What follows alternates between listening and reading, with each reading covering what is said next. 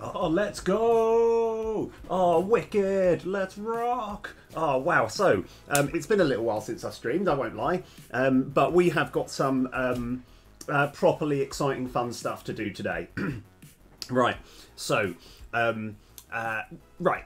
I'm looking. I want to get the game out. I'm looking to get the game out really, ideally by yeah, sometime in June.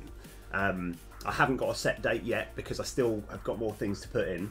But I've got a few people to play test my game, and it's generally seeming okay. There's a few things that probably need balancing out, which I'm going to work on. But we are actually making some serious headway into doing this. Now, the reason I've been off for a little while is because I've been trying to essentially work out what are the fundamental things in the game that I need, like for the game to actually function properly.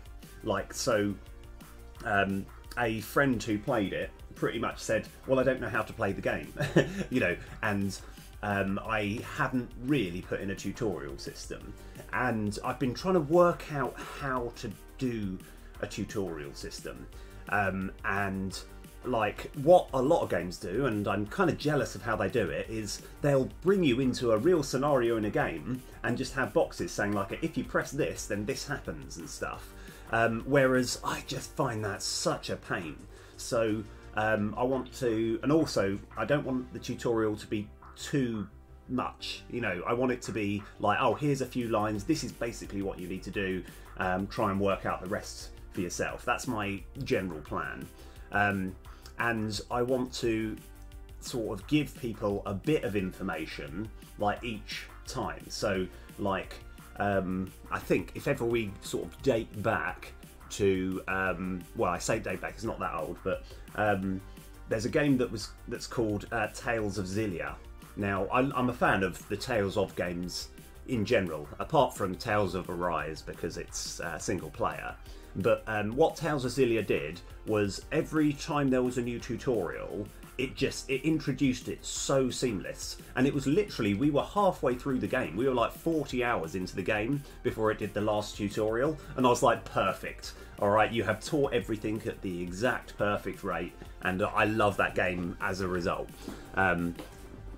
So I've got a certain idea of like, there's going to be some sort of internal number which will record the number of cards you've played in total. There's going to be another tip which will like record the number of games you've played, or yeah, number of like campaigns you've done. And the idea is you'll unlock different bits of information after you've played, say, for example, 50 cards, or after you've played, say, 5 runs. And so you're not getting too overwhelmed. How are you going to deliver all of this information? Don't worry, I've got you covered. It's going to involve a letterbox, and it's going to be great. What the other thing that we're looking to do, and I'm excited about this, I kind of want to show it off as well. Let's see, is it this folder? So this is the letterbox that I've got, which I'll explain a bit more later. But what we've also got is the signpost levels. So this is going to be a slightly easier one, and I think I'll start with this one. This is going to be like a signpost to show what level you are. And if you look, the signposts are kind of getting slightly more like they start off as wood, then there's like metal, then it goes gold, then it goes all digital, and then even better, like, you know, screw LEDs, get even better LEDs there. That's what we're sort of going for. I might I don't know if it's a good idea. Right, so I think we do the signpost thing first, because this one shouldn't be too difficult. Right, the hard part is I kind of want to know where I'm going to put it on the town, and I don't really know. So let me go get all these sprites into our game, and then, unless I've done it already. No, I don't think I have yet. So we're in sprites now. I think title is probably, oh, that's it. Yeah, I made the folder for it, but I haven't put it in yet. So I'm going to copy all of these on the screen that you can't see. I'm going to chuck it in here, and we just need to change all of these sprites to, let's see if I can get the right 128. Yeah, 128 sounds fine. Ah, leave me alone. Right. Okay. I think you just have to apply. Okay. Right. This one here, 128, point filter and none, and apply. Okay. So we know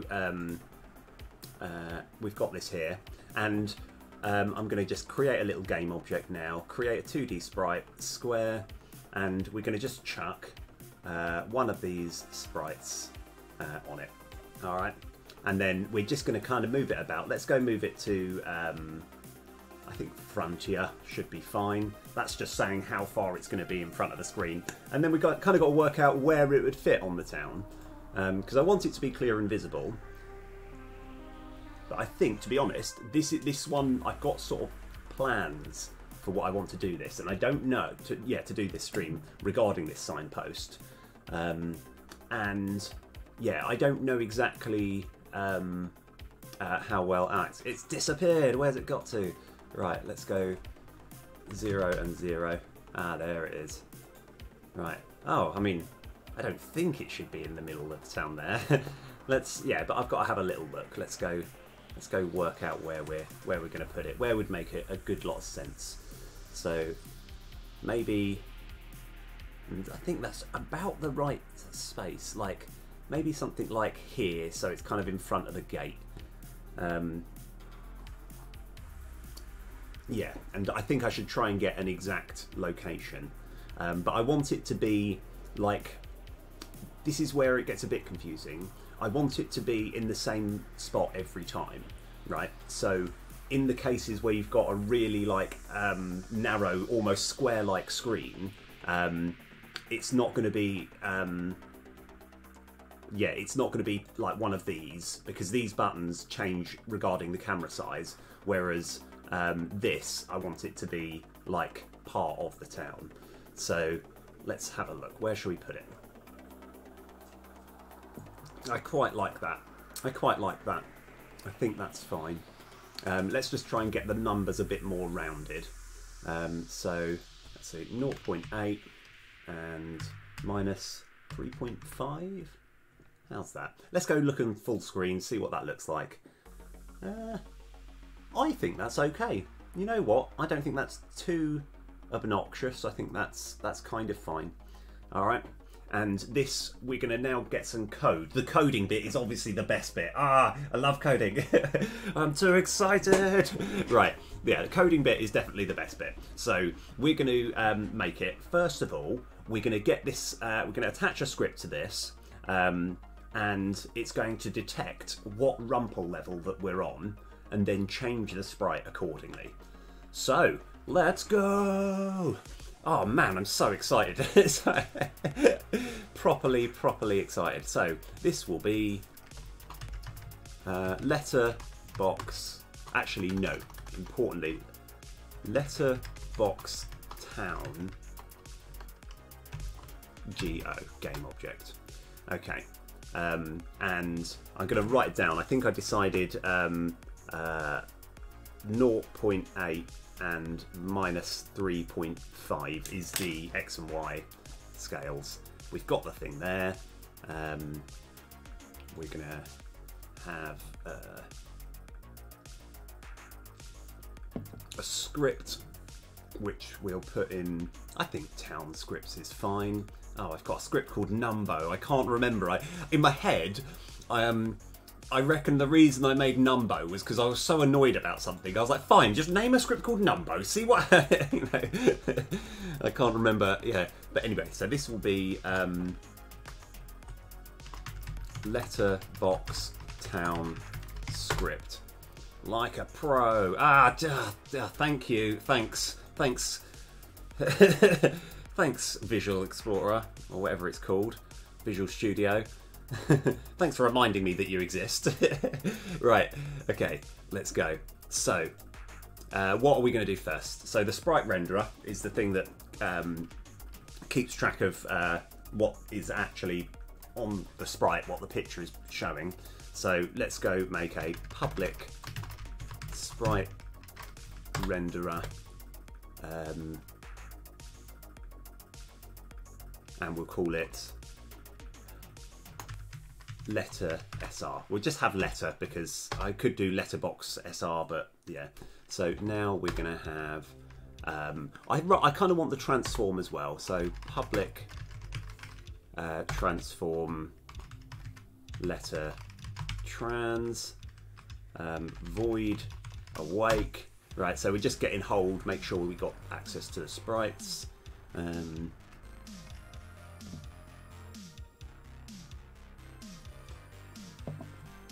So, we're going to have letter trans equals get component transform. Letter SR equals, yep, like a true champion. Okay, we probably want a summon function. So I'm going to go public void summon. Oh no, actually I should have done this. Okay, sorry, one sec. I've got my sort of cheating technique. Public bool busy. Right, and now, okay, trust, this is just me typing really, really fast. This is absolutely me typing really fast. Don't worry. He's off the charts. Okay, that wasn't me typing really fast. But this is just my quick way. Yeah. So, what have we got here?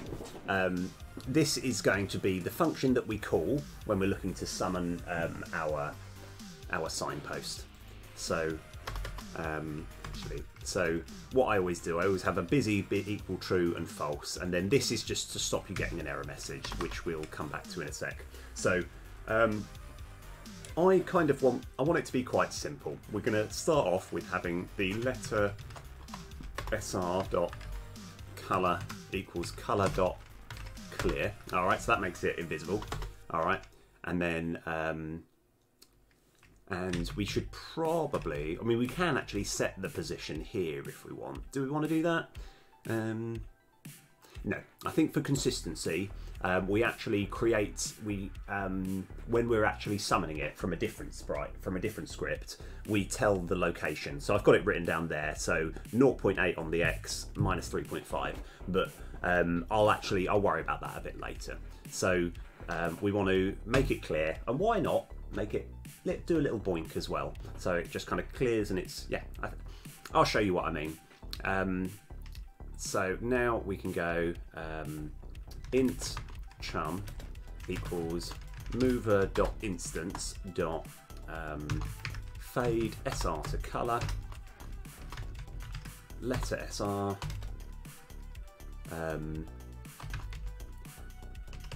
color dot white, and that will just take 0.25 seconds. And we're also going to go oh, hold on. Yes. Right, again, this was me typing really fast, not doing any shortcuts or anything. I'm just really fast at typing. But we can't hear you clattering when you're pressing that. No, trust me, I'm just doing it so fast. Okay, anyway, we also want to go mover.instance. Boink to size, letter trans, the target vector. Oh, hold on, yeah, so I'm just reading at this bit here. So the target vector size, we actually still want it to just be vector size.1, 0.25f. The size amplification, 1.25. So when it summons, it's just a bit like, you know, it doesn't just fade from clear to white, but it just bounces a little bit. And that 1.25 is saying we're going to make it 1.25 times bigger and then go back to the original one. And we've got a decimal off first bounce. Actually, why don't we experiment with that? So 0.75. So this number here is always between 0 and 1. And we're basically saying for the first 0.75% of the time, or first 75% of the time, it's getting bigger, and then the next 25% is getting smaller. It's one of those little features where almost all the time I just put 0.5, so it doesn't matter, but I thought I may as well put it in. Right, so we've got that. We set it to clear. We're then making it turn white. Oh, a big thing, a big thing that we kind of probably better get is public. Oh no, didn't need to do that.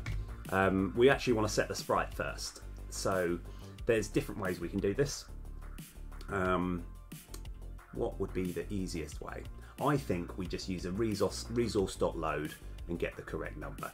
So maybe we even put the int. No, we don't really need to, do we? We don't need to. We can get it from here. Okay, so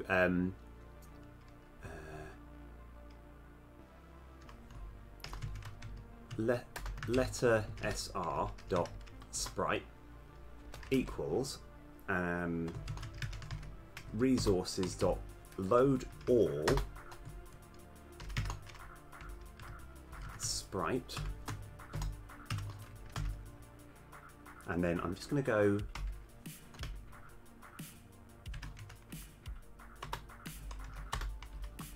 not instantiate dot instance dot oh no, I've got the wrong one. Rumple level master script dot instance dot rumple level -1. Okay, what? You can't just type all of that and just expect everyone. Don't worry, I'll break down each little bit. So as we've determined here, this sprite renderer is the thing that controls the sprites. All right. So over here, we're saying we want to set the sprite to be something, right? So like this is, I mean, even though it's an equals sign and it kind of means equals, it's essentially the assignment operator. So we're saying we want to get this sprite to be, we're going to get hold of all the resources. And here I've got these two, I've learnt the hard way that I do need to fill this one in, right? So what we're going to do, we're going to find the path in which we get hold of the signpost sprites, and we're going to say, because I've got them all numbered from 1 to 19, I don't even think there are 19 levels, but I like to have a few extra ones just in case. So we're going to get hold of all of those, and we're going to say, these little square brackets are saying we've got an array now, we're going to get a particular one from this array. All right, so it's rumple level, but because for good reasons, I'm not gonna go into the politics of it, but for good reasons, arrays always start at number 0. So if I go into sprites title, oh hold on, did I just put them in the wrong place? I put them in the wrong place, didn't I? What a baloney. Right, let's go put this into here. Signpost, yeah. So now I go copy path, right? And then we go back in here, and I'm going to fill this in, and we get rid of where it says asset and resources because that's already implied, and we're saying go into sprites, then go into the title folder, then go into the signpost, and get all of the sprites from there. All right, and yeah, and once we've got all the sprites, we're then saying get this particular numbered one, because I believe, unless I'm mistaken, I think your rumple level, even the internal integer, but I'll get it confirmed, starts at 1. But let's close all but this. But I want to kind of get that confirmed to be on the safe side. We're almost there, by the way, as far as summoning goes. Right, so that's good. I've forgotten where I was going with this. So, that was it. Sorry, yeah. So I just want to go into the save load script because I just kind of want to check something. Control MO. When we reset the game, this is all the stuff that starts by default. And if you look here, rumple level does start at 1. That's yeah, like I could have made it so that it starts at 0, but I didn't, so we're all fine. Relax. Okay, so now we've got that. Let's go back into here. So I think we can get rid of this bit.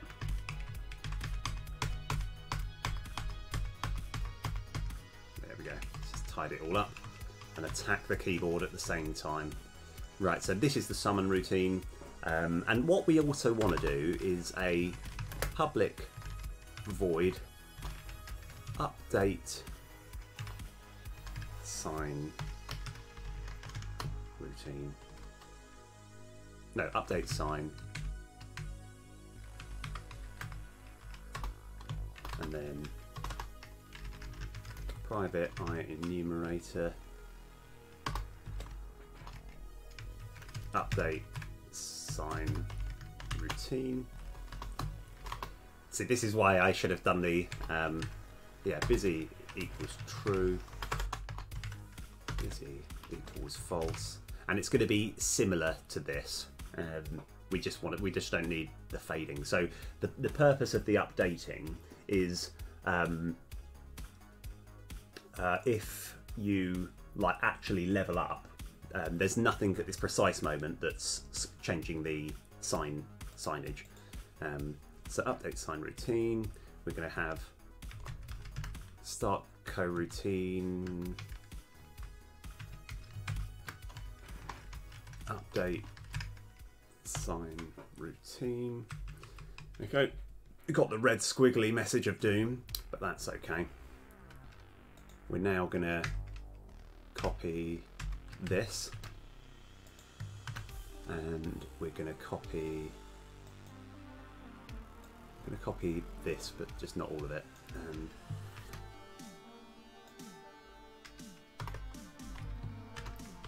We just want to go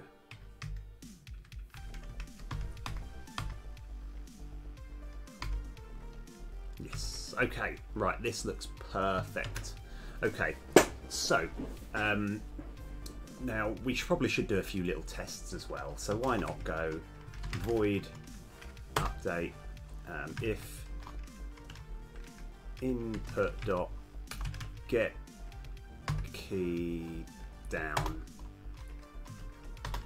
It won't be escape. Let's go. Right, random letter off the top of my head. Right, just close my line. Right, I'm gonna hold shift and just go.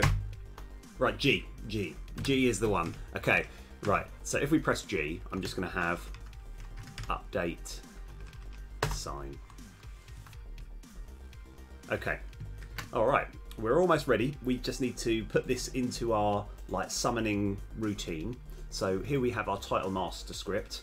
We're going to edit this one.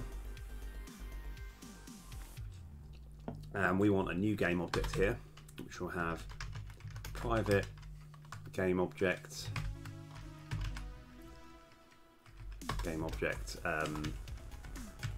letter box. Actually, let's just call it letterbox game object. Okay. And we'll have no, I can't be that lazy. Letterbox game object equals resources dot load. I definitely should have done this on a timer. I reckon I could get this nailed easily in like half an hour or something, or an hour.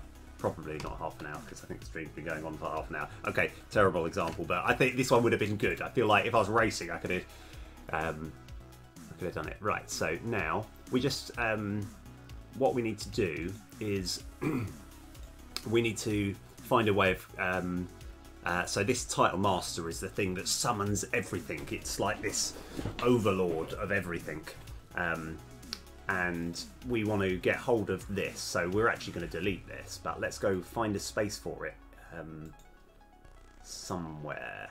So if I just go title, it's not really boost stuff. Why don't we just chuck it in here?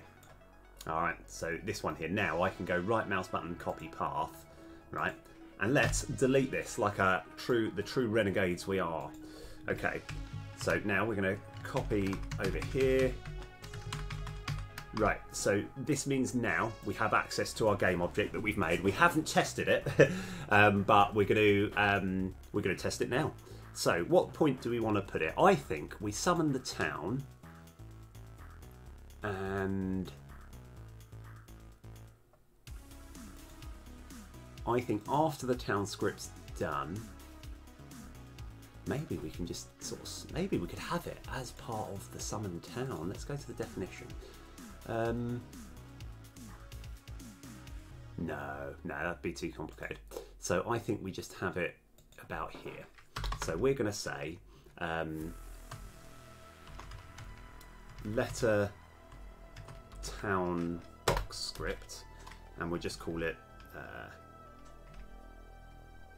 letterbox. Okay, fine, we'll give it the long name. Equals. Now we want to instantiate. Oh yeah, this is actually most of the things that we want actually. Dot get component. It's not. We've got to change that vector there, but this is most of the stuff. It's quite nice when you get autofilling doing the stuff, but I want to read over it, check that we're still on the right level. So get rid of this. We decided new vector 3 is going to be 0.8 f by minus 3.5 f. Okay. So what we've done first is we've created this, and at the same time we've got this variable which is it's basically this little grabber thing here which is getting hold of our script, right? And then we're going to go letter dot summon, and then what we could do if we wanted, and I'm still I'm contemplating right now, because we could just go while letterbox. Yeah, that's fine, isn't it? Right. So this is basically saying we're waiting for the letterbox to summon before we do the next thing. But I'm kind of fine with that. Right. So looks like we're ready. Right. Let's see if there's any sort of massive gaping errors that I've missed. So a little while ago, I know I've probably said this before, but if ever you're using the resources.load, you must put something in here, otherwise the entire world turns into chaos. So yeah. So that's good.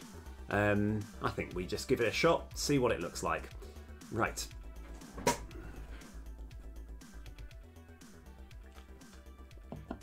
Ooh, that looks pretty good. There it is. All right. Okay. So, what was the next big thing that I wanted to do? I didn't want to stop there. Right. I actually want to make this clickable. I want you to be able to look at what levels are next to come. So I've got a kind of idea, and it's going to be quite hard. So I want this to be one of those things that it's not even going to be that obvious that you can click on it. So you find out maybe a little bit later. It's more, I want it to be one of those things where you're like, oh yeah, I wonder if you can click on that. And then you're like, oh, here we go. Here's some interesting stuff that you don't need to know, but it's just nice stuff. Right. So and hold on, what did I do? I had G as the update button. So if I do G now, it gets a little bit bigger. But if I were to go into here, right, master script, I think it's Rumple level master script, and hypothetically, say change this to 7. All right, and then I press G. Yeah, it downgrades itself, but that's fine. Okay, right. So we now need to work on. I think what we're going to do now is my next thing that I'm looking to work on. Probably requires having an empty scene to create. So let's go work on that.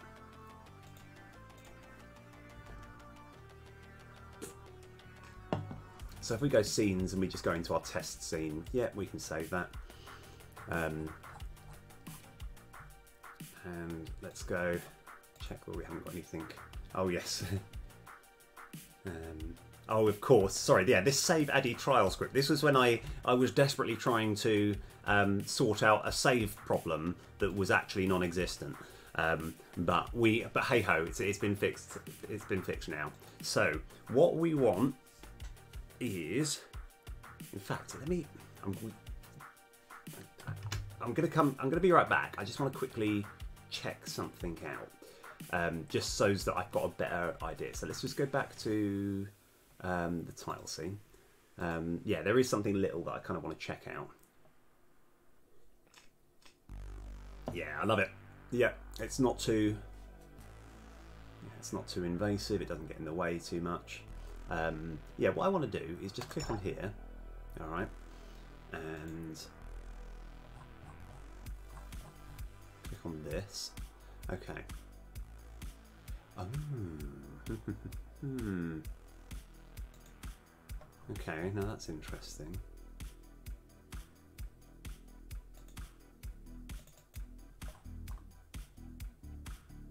Huh. Okay. Okay, alright. So the point which I was trying to make, and I kind of slightly missed the mark here, is in my head I thought there was one sort of game object where all of these things were attached to. Let me just try another. Let's try this.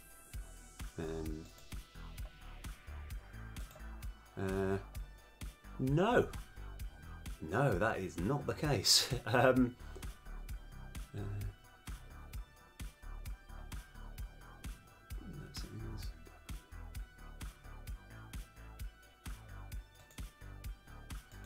Oh, maybe.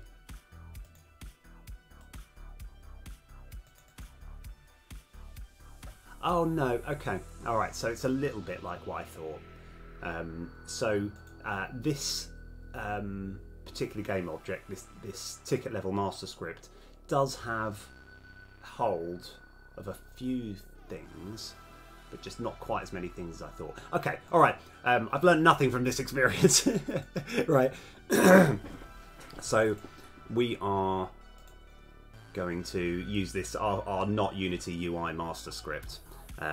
And in fact, very quickly, I'm going to get hold of one of these scripts just so I can kind of get an idea as to how I did it, because I reckon I'll be able to create a new system on the fly, but I may as well roughly go with what I had before so I don't get too lost.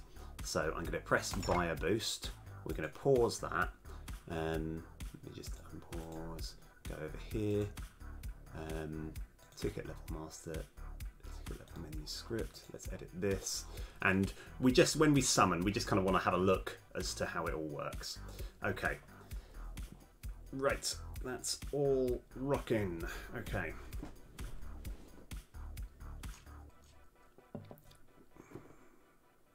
Let me just try and work this out. Okay, so yeah, if we've got a summon thing, we just kind of want to do stuff.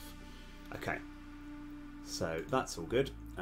We can stop this now. Now we're actually testing, doing our plan for real this time. So we're going to have a create. I think we create an empty game object, and we're going to call it.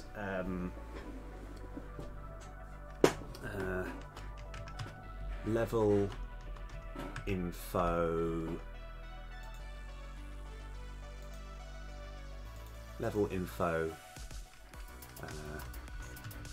menu go.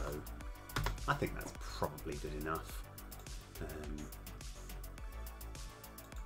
Yeah, okay, alright, and we're going to have a very, very rough look as to what it's going to be like, and then we're going to make it better. So what we kind of want is we want to create a 2D object, sprites, square. So first of all, let's go make this in the middle.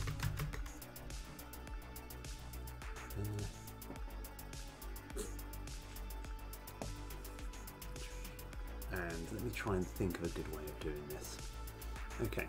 Because, you know, sometimes you're trying to sort of visualize it, and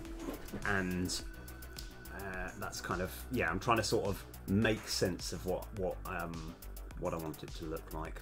So if we go Yeah, and so this is going to be the main purpose of all of this is so that you can find out what you got, like, because at the moment when you level up it says like oh, you've unlocked, I don't know, this particular thing, right? But then once that window goes, there's no way of you ever seeing that again, and that just seems a bit harsh, to be honest. So we're gonna try and fix that.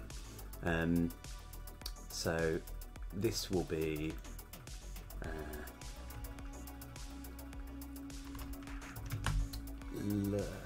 level info base,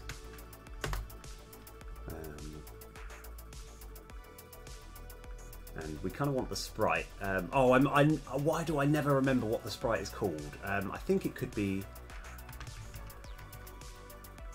Oh, it's not that one. Hold on, it could be this. Oh, this is it. This is the sprite. It is called card info. Okay. Yes. Okay. I was trying to remember what the name was. So this one is going to be card info, and it's one of these. Let's have a look. I think we want to go card info center. Now the draw mode has to be sliced, and we kind of want this to be a biggish square. So here, if I was to go say 10 by 10, that's a little bit too big. In fact, we can find out the exact dimensions that we want. Let's work on that now. Because the idea is you can, as soon as you press it, you get you get the info of what you've got that particular level, but there's going to be arrows going left and right, and the way that I want it is you can only go, so let's just say you're on level 3 and you press right, you can only get to see level 4, so you get an idea as to what you're going to get. But here's where it gets interesting. All of the pictures and the illustrations that show you what you're going to unlock that next level, the images are going to be black, so you get a kind of vague idea of what you might be unlocking, but you don't know for sure. So let's do that. No, that needs to be 8. Okay, and so I'm sort of putting all this together sort of on the fly, but I think this should be fine. What we also want is we're going to create a 2D object sprite square, and I'll call it level info direction button, and just kind of want to find an arrow or something. Have I got any good arrow buttons yet? I feel I ought to have by now. If not, we'll go with the rubbish arrows. No, that's just a play button. I can't use that. Oh, it's...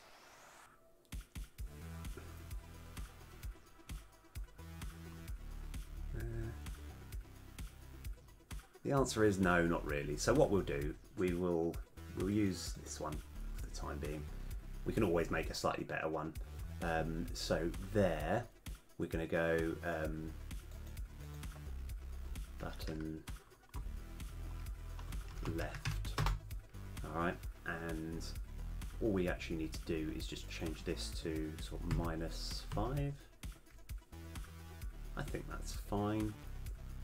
Okay, and we can just go duplicate that, flip it on the x-axis, put this as 5, and then we're going to create a 2D object sprite square. This one will be level info back button.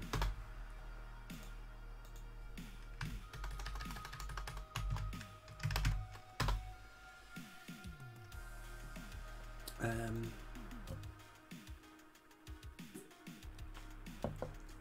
here we probably we've actually even got a back button, I'm pretty sure. No, it's not one of these buttons. I'm hoping I just sort of chance upon it.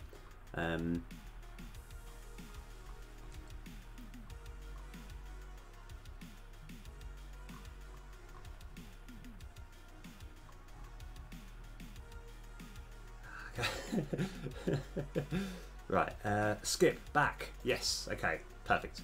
Right, so -5 and then -3. Okay, which is all good. This is fine. This is what I'm after. So it's going to roughly look like that. But what I also want is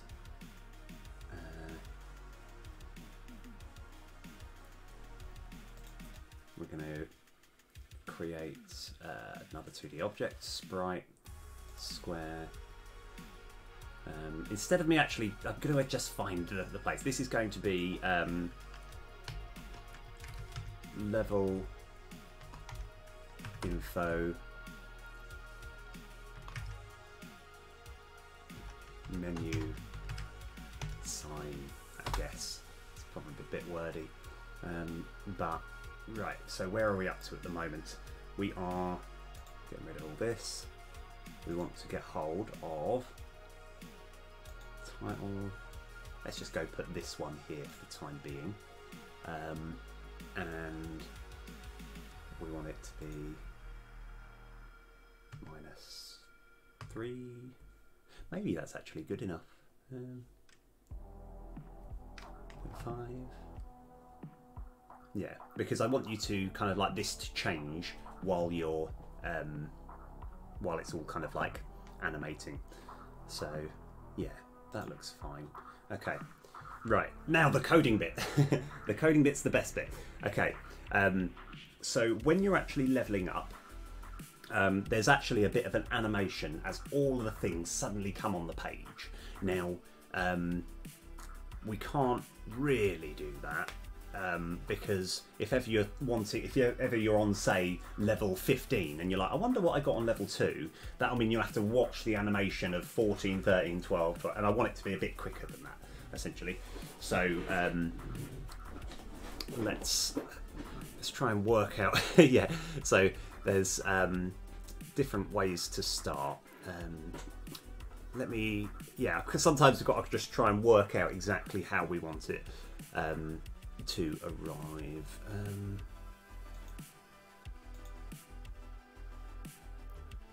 So what I'm intrigued with is I don't know why this is greened out. Oh, it's because it's not active. Ah, yeah, that's probably not active for a good reason as well. I have a feeling that's going to... Yeah, you know what? Let's leave it active. I think it should be fine. Right.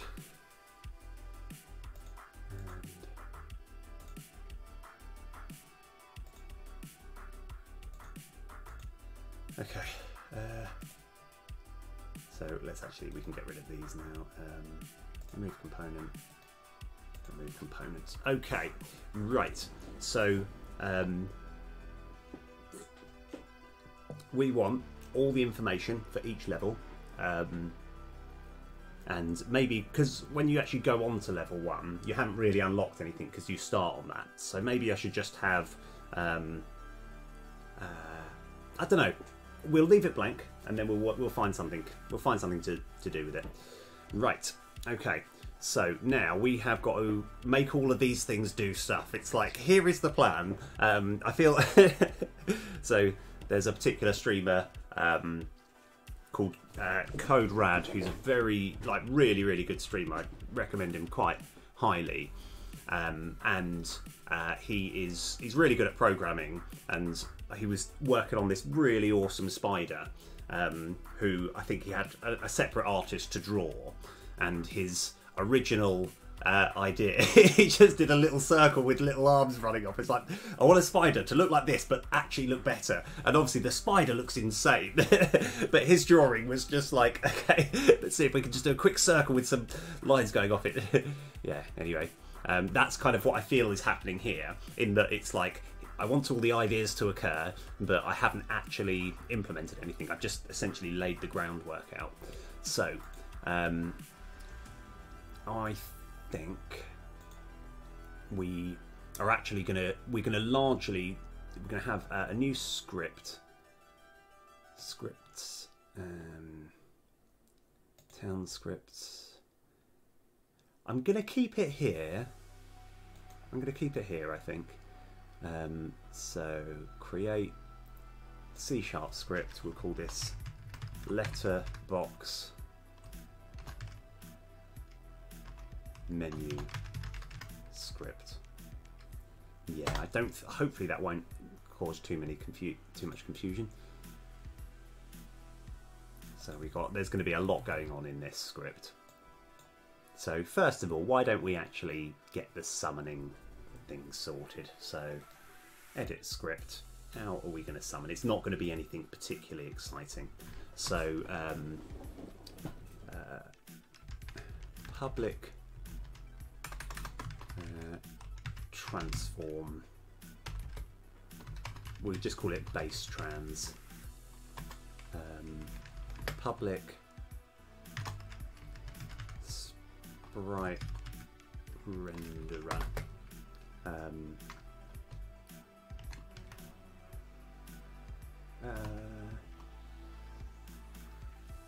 I'll actually call it base SR as well. So I'm thinking of all the things that we need. Public sprite renderer. We want button left SR. Public sprite renderer button right SR. Public sprite renderer back button SR, and public sprite renderer. We want letterbox SR. Okay, so let's go find all the. Let's go match all of these to the things that we want them to do to be. So we're going to go void awake close. Even though having transform there is completely fine, I always want to do get component transform for my OCD. Okay, base SR equals. Actually, it'll be easier if we have. Sprite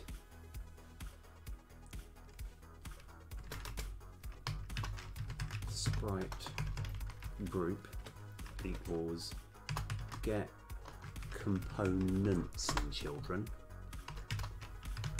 sprite renderer.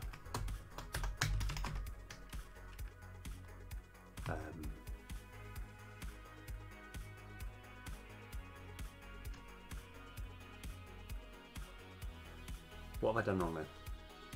Oh, that needs to be sprite renderer. Oh yes! Oh, wicked! Yes, right, rock and roll. Lakia Gaming, how's it all? Wicked, how's it all going? Let's rock! So, the letterbox, the actual concept of having a daily, like, free gift, I like that idea, but it's not for that. But it's going to be something similar to that. It's going to be a way of portraying all of the info that I want to kind of give in sort of bite-sized chunks of tutorials. And I don't know if you saw the little... let's see if I can get it. So these are the signposts. So if I go on to Rumple letterbox. Yeah, so the idea is...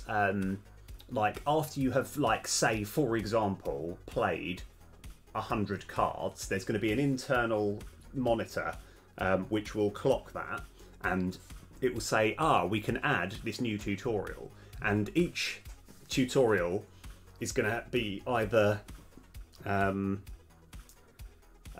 locked, unread, or read, and whenever anything new is added, we're going to see this little letterbox with the little sparkle. You probably can't see it too well. but it's gonna be up. And then whenever you click on it, you can get it's almost like a sort of email where you can see the read or unread bits of information.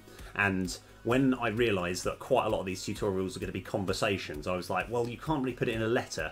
So if you actually sort of, I can't really show you here, but if you examine it like really closely, you can see that it's actually a little building and a little rope ladder comes out so that you can go into the building and then talk to people. This is the advantage of when you're making a game that doesn't really make an awful lot of sense. You're like, why would they ever have a letterbox on a building like that? It's like, no, don't worry. That's what we're going with. Oh, I've made a little mistake there. I need to get rid of those. Anyway, I'll fix that a bit later. Yes, exactly. Yes. So that's where we're going to. That's where I'm hoping to get to today. But what I've also done, which you might have seen already, I've got like different signposts for each like Rumple level that you're on, and they kind of generally look a little bit better and more smart and sophisticated as you go further up. Like, so that's my. I'm essentially working on the whole signpost thing, and you've probably noticed this that that when you actually level up and you get, say, whatever, like here's a bunch of new cards that you've unlocked, there's no way of ever seeing that screen again. Oh right, yeah. Ah, cool. But yeah, like so yes, I need to change that to renderer. That's better. But yeah, once you have like gone up a level and you see this like information as to what you've got, you can never go back and see it again. And I feel I need a way of seeing it, so I'm putting together something basic like this, where you can look over and see what you've got each level. And I'm trying to work out what I actually put here, but because on level 1, obviously you haven't unlocked anything, you've just started. But yeah, oh, anyway, it's really good to see you. Oh, how's it all going? How's Hex Racer rocking? Right, so we've got all these components here. I just need to open up here. So that is going to be 0. The direction buttons. So I've actually done it all in the right order, haven't I? So if we go base SR equals sprite group 0.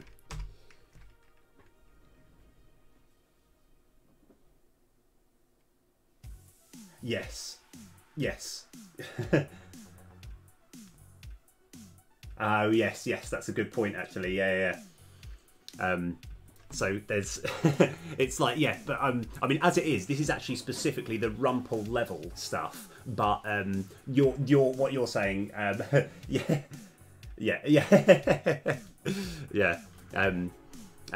that's because it is at the moment. I haven't really made that super clear.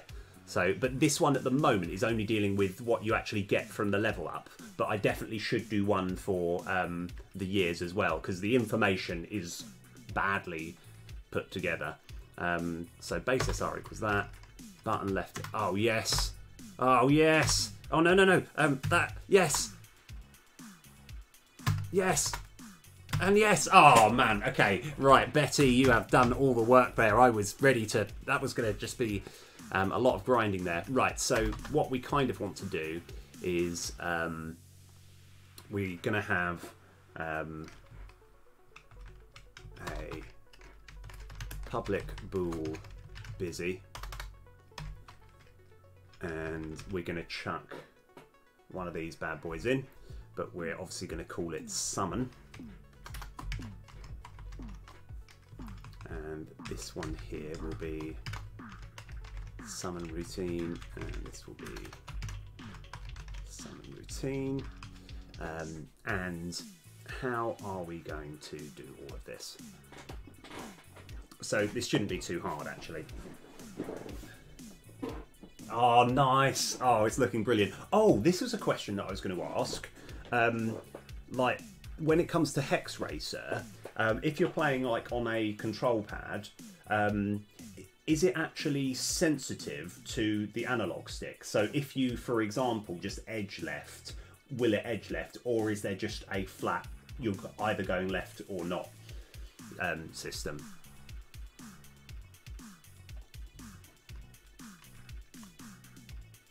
Oh, nice. Okay, that's really cool.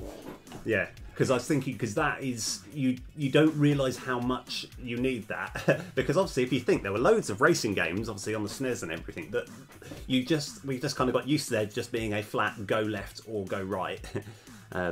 Yeah, so that's good actually. Cool, that's good to hear. Because I've only played on the keyboard so far. Alright, okay, so what we kind of want to do is we want to turn everything off. We want to make all the sprites off. That's where we're going to go first. So in fact, why don't we just be a little bit sneaky while we're setting up here? We just go for I equals not I less than sprite group dot length. I should be renaming this to SR group, and then we just have SR. Oh, why don't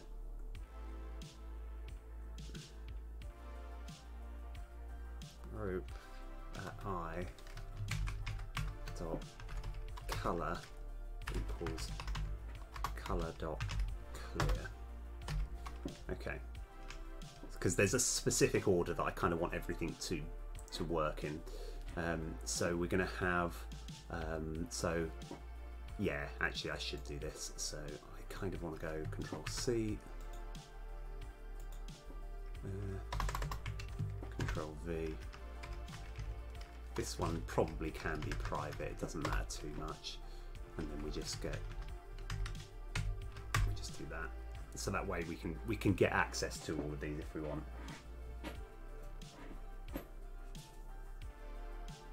Oh, nice. Oh, I really hope so. I really hope so. That'd be brilliant.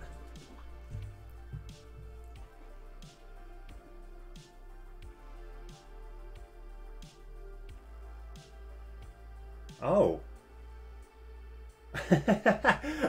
I won't do that now, but I didn't even know. Okay, I'll have a look at that. That's going to be embarrassing because I thought I just thought I just didn't get any messages, but I'll have a look. I'll have a look at some point. That will be incredibly embarrassing. But yeah, no, thank you for that. That's actually really useful. Okay, good. Oh right, yeah. Yeah, okay, no, that's good. I love the fact that you're the one who can tell me that because I had no idea. Right. Okay, so we've turned everything clear. So now we can actually just kind of put this here. So when we're summoning, we're turning everything clear, and we're going to go. We want int chum equals mover dot instance dot fade SR to color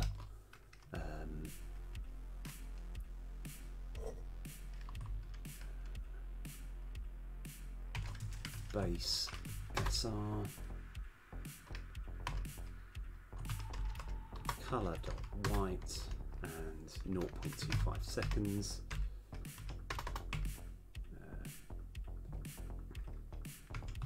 So that's going to fade that in, and then we kind of want to fade everything else in afterwards.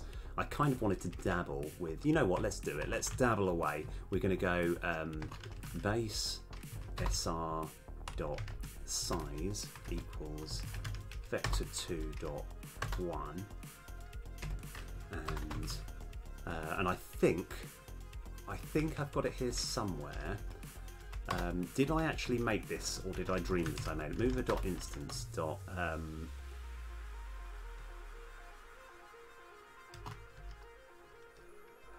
Grow to size SR. Yes, it's been made. Okay, right. Base SR comma,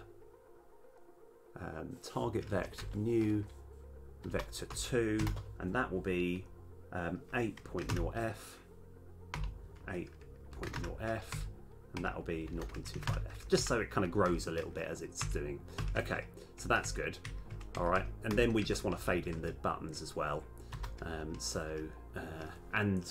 We also want to set this one to the correct sprite, which we can actually just copy and paste from earlier. So let's go like that. Let's just copy that bit of code. I think that's got to be letter box SR. Okay, now move the dot instance dot fade color,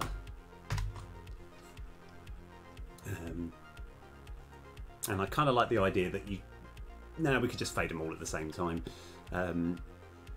So let's actually go properly lazy here.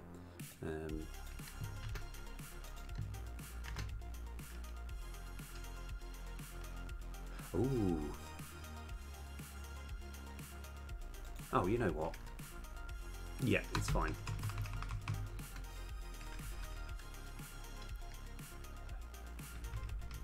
Okay, sorry, this is me. This is like my sort of proper laziness coming through, but I think it's more efficient. I think it's more efficient even if it's lazy as well.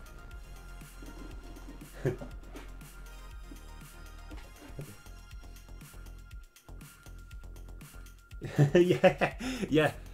I kind of agree. I think there's a lot of things which confuse me. Like, so it's actually I was discussing, right, and it's one of those very interesting things which I don't know if you can relate to or not. But I like when it comes to programming, I really understand programming. But I suppose because it's to do with computers, people will quite often assume that I also know about like IT and things and other sort of computer related things. It's like I've been pondering on what the word API means for so long. I pretty much know what it stands for, but I don't get it. And it's like, come on, you must know. And I'm like, I think it's like a function, but it works on other things.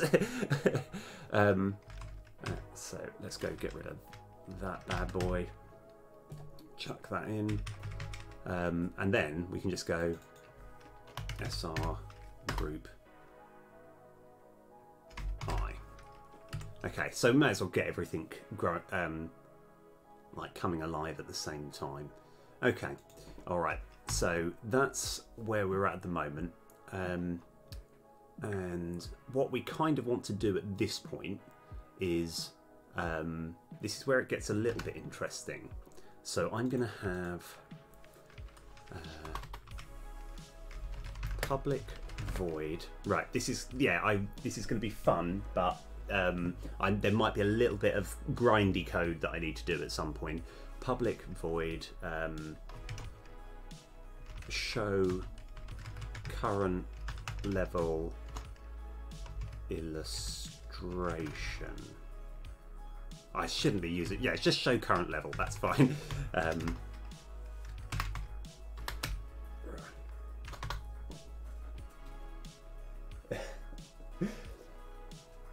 Yes, yeah, no, that's absolutely fair play. I think it's like, to me, it's like, I know about coding. I mean, like, I can probably read code, even if it's not C#. I can read other, you know, it's like, if you'll probably find the same. If you were to look at any Python or any, like, Java or whatever, you can look at it and be like, yeah, I know. So it's like coding, yeah, don't worry.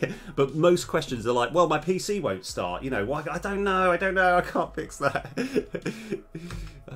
Right. So we're going to have show current level. Right, now, here is where we're going to have a little, we're going to just put a pin in this. This is a good start, but we're going to do something radical. If we go back to the title scene, so I may as well just save this scene. We go scenes, back to title scene. And And what I want to do... Oh, very nice. That's really cool. I'm jealous of that. Right. What we want to do is... essentially, I want to have a look at what the upgrade screen looks like. So I'm going to manufacture... master. Oh no, it's actually on this one here. I'm going to just give myself 400. And so we can click on that now. And it's mainly, I just want to get in on this screen, and this was the easiest way I could do it. So I'm going to press pause now. And we've got, oh yeah, of course, I need to be wary of this blocker go, because that's what I'll need at some point. What this blocker is, in fact, we can actually show it. This is this whole thing here, which fades over the screen, right? So that stops you from clicking anything behind, all right, and says just focus on what's in front of us. So yeah, and so it looks like all of these are frontier. I just want to have a look at that as well, just to make sure. So so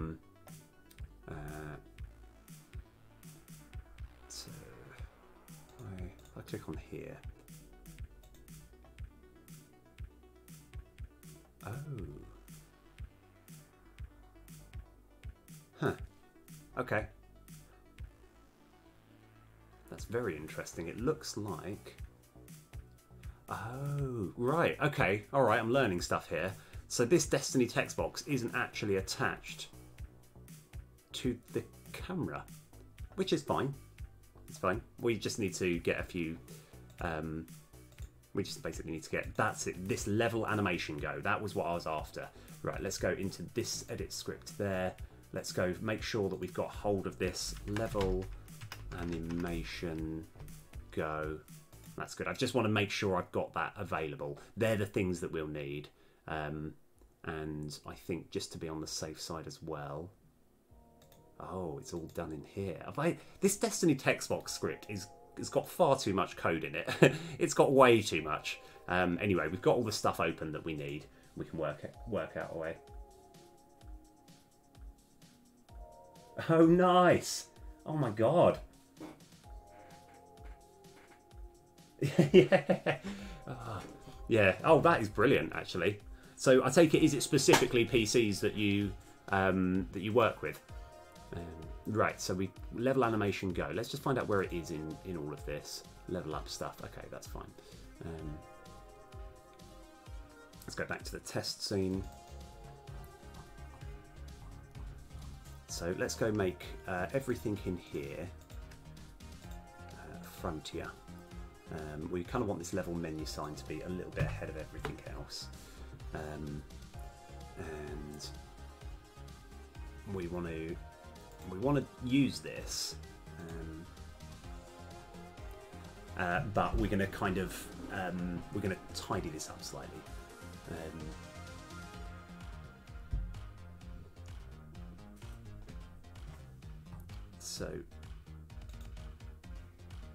So activate level animation.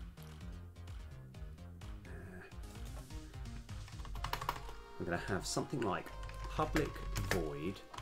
I'm going to have click level info, and it's intentionally not going to be a coroutine. Actually, no, we can still have it as a coroutine, can't we? No. Okay, no. Maybe. I'm not sure. Click level info, bool, dark. Okay. All right. So, no, I'll still have it as a... I don't know whether to make it a coroutine or not. We'll worry about that later. So we're going to copy all this code and just change the bits that we need, essentially. Because we want it to happen instantaneously. Gosh, this might take a little while. Fine. Control C. Control V. Right, loads of error messages.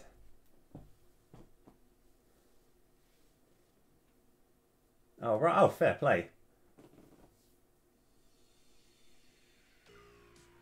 Yeah, no, that's fair enough. Yeah, I think that it's quite nice when it happens that way, because it's like when you kind of it's so obviously I know, like with my coding, I just did a bunch of online courses, not because yeah, I just kind of wanted to do them. that's the sort of long and short of it. I just really wanted to yeah, just do all of these online courses because I wanted to get all the information. Right. Anyway, I think we just have to sort of grind through it. We've got to work out a way of making all of this like way quicker. Maybe we just do actually turn this into a routine for the time being, but I can change this though. So private enumerator, click level info routine. And then public void click level info bool dark and start coroutine.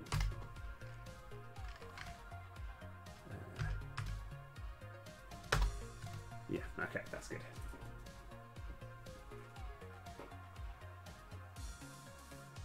Yeah, I'll tell you what, I've got absolutely so much respect. That's because that is a properly stressful, like that is, like, I mean, obviously I can't say because I don't have kids myself, but I know that sort of looking after kids is really difficult, and it's good that you actually kind of, you're essentially finding a hobby, but like, you know, I feel that the skills that you have, like when it comes to game dev, are way more than like a hobby. You know, like I just think of the number of times you've helped me out, and I just think, yeah, you're pretty good here. Right, actually, let's go get the level that we're showing. We'll have that as a variable as well. Int level to show level to show.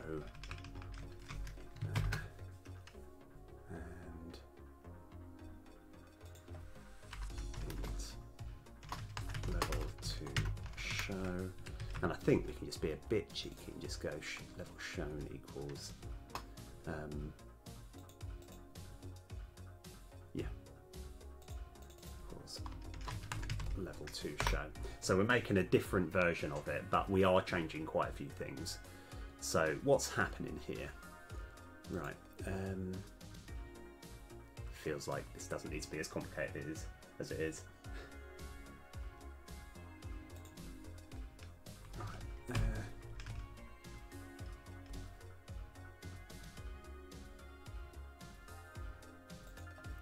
I had a rather comical adventure a little while ago, like a few days ago.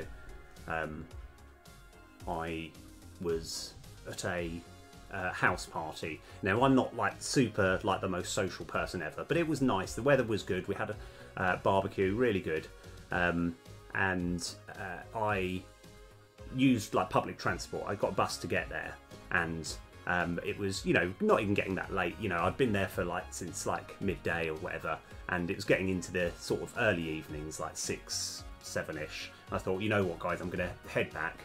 No more public transport. So I don't know if you've ever done this, where you've gone onto your phone, you've been like, okay, how long does it take to walk?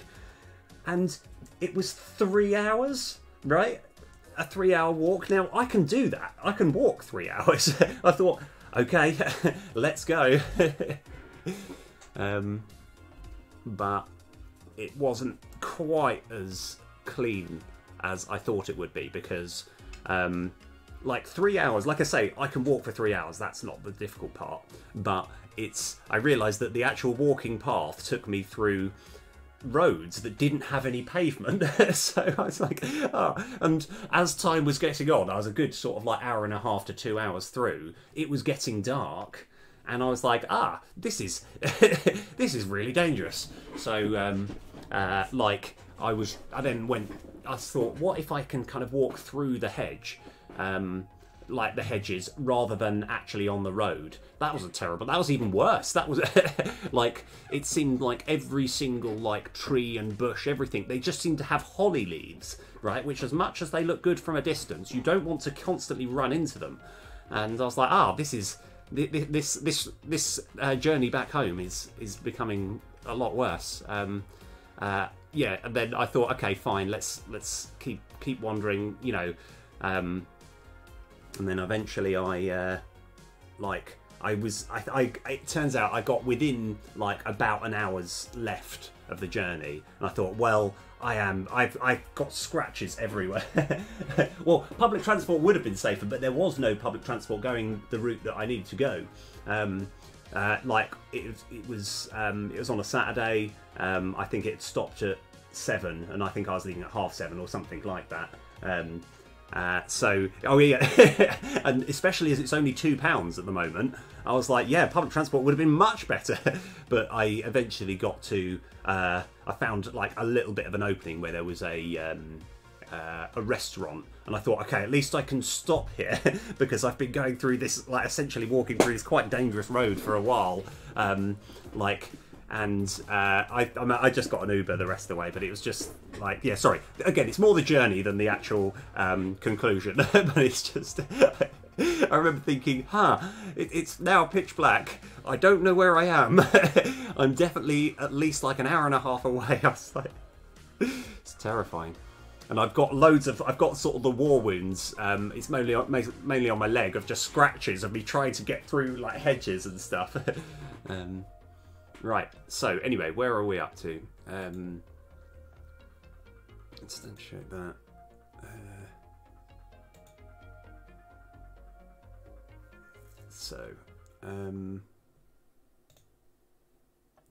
We've essentially all these bits where, yeah, okay, I've got an idea. I think this will be all the times that we are essentially using time. We want to make this amount of time change. So if I have a float, and we'll just call it waiting time equals, and we'll have, say, 0.1f. I think that seems reasonable. So now, any times that we're waiting for anything, I'm just going to put waiting time. So waiting time. What have I done? Control Z. I don't know what I've just done. Yes, hold on. Have I just copied it twice? Have I put yeah, Control Z. Okay, it's fine. I was copying the wrong thing. Okay, Control C, that's what I meant to do.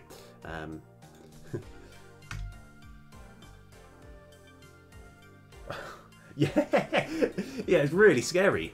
Like, I think I had my sort of portable phone battery and my actual phone itself. I kind of was having one light in front of me and one behind, so cars had a reasonable chance of seeing me while I was going through, but still wouldn't recommend it.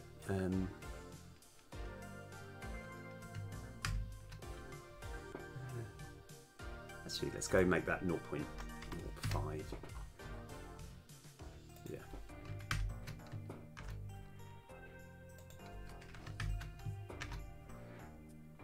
So now we're just looking for all the times where it says time.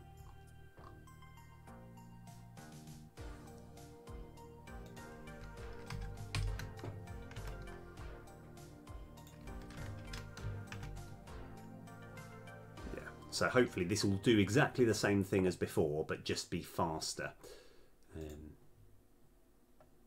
Oh yeah, of course, for these bits. Actually, I think it's more. We've got a... yeah, no, it's going to be a bit more complicated than I thought. I think we need to put it in all of these times we're using this as well.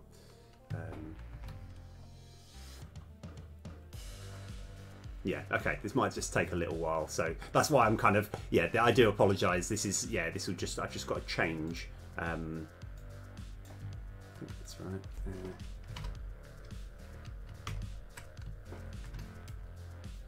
Yeah. So we're generally going to make it a lot faster to appear, but I can simply turn this into 0 and it should make everything instantaneously, maybe. I don't know.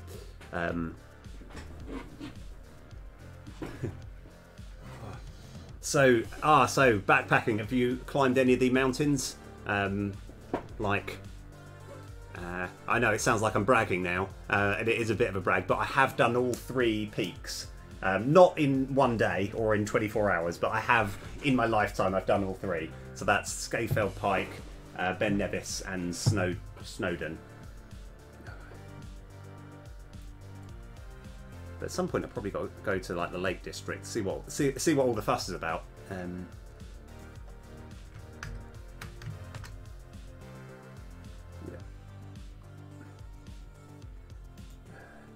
I think actually we do all the time ones first, and then we kind of actually no. Let's see if I can just fix it all at the same time.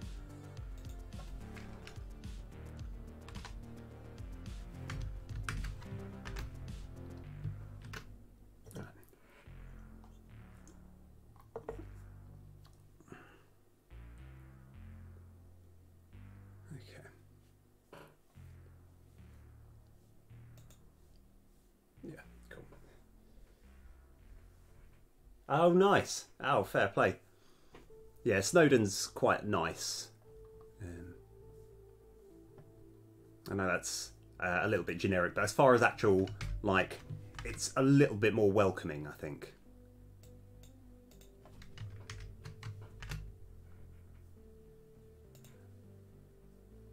I guess we find every time that we're using this mover, and then we just need to replace it with this.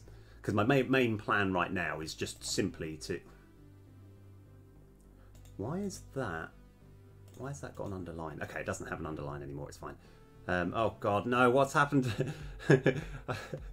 No. Let's go back. Right.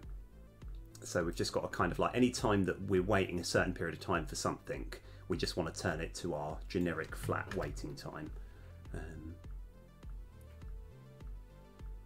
Yeah. So, right. You know what? I'm going to put a little timer on because this looks dull, and I want to make it a little bit more exciting. So let's go.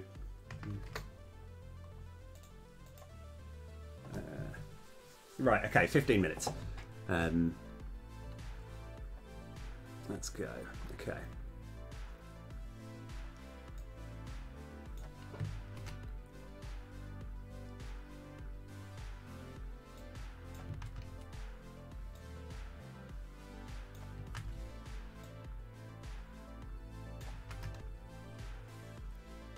Yeah.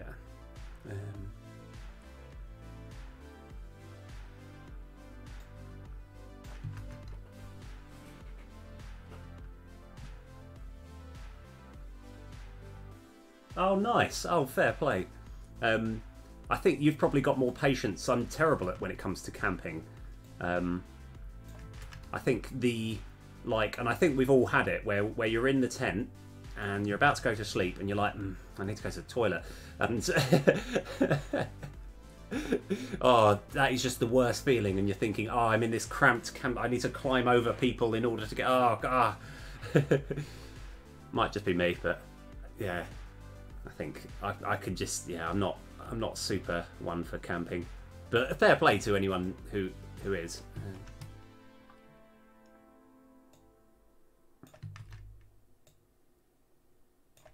So I'm going to kind of experiment with this and see where it goes. So all these times that we're waiting. Right, okay, yeah, we're actually making good progress. Because I've got to be very cautious with everything, right?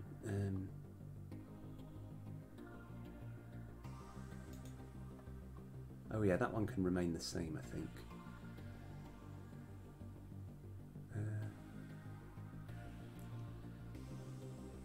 And what we'll do eventually is where we have everything that turns colour white, we want to make it turn a very dark grey Like, we're basically going to have, yeah, in fact, I'll show you what's going to happen at the moment is, because everything sort of fades in, we're going to have a colour,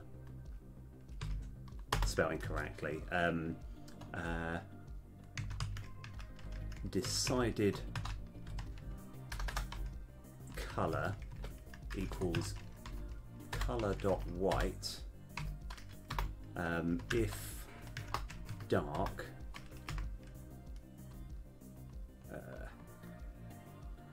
open brackets decided colour equals colour dot, is there grey?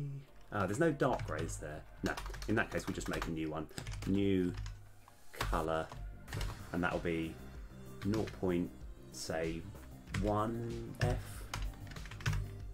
So we're just basically saying it's going to be a darkish colour. I don't want it to be completely black. And do we actually change the alpha as well? You know what? Let's experiment. Let's go say 0.8F. I mean, we're still a little length away from doing that, but this is my plan eventually. So it's going to be a way of bringing up all the level info, but quickly. Whether this is a good idea or not, we'll find out. So where did we get up to? So, oh yeah, right. Looks like I've made a bit of headway. Right, sprite render instantiate.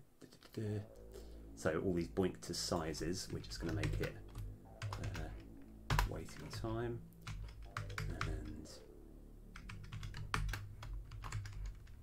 waiting time.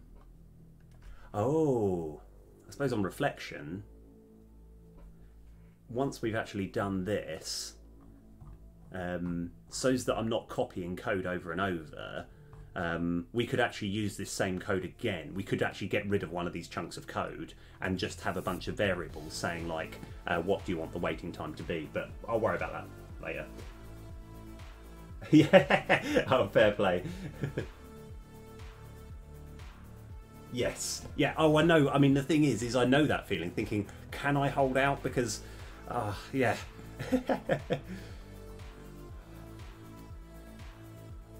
It's like, yeah, to me, it is very much like, do you fancy, you know, a drink before you go to bed? No, I'm not going to have any drink for an hour and a half before I go to sleep.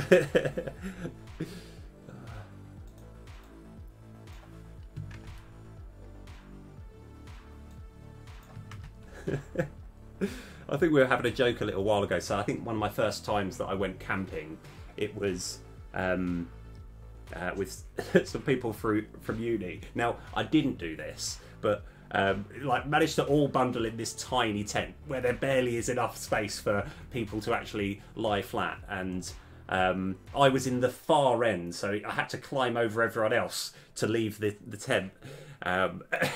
And I think it was probably like 3 in the morning. I needed to go to the toilet, and you know, I didn't do this, but part of me was thinking, like, what would be good now is if I could just use a Stanley knife just to cut open the tent and just climb through that way. It's like...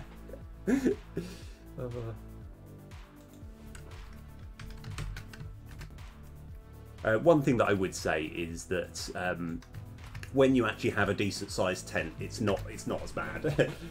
I've still just got the memories of this tiny tent. Yeah. Right.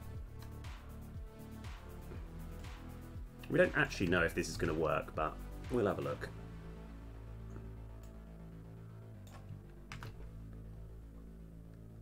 Right. I think we're getting through it. 8 minutes left. Okay.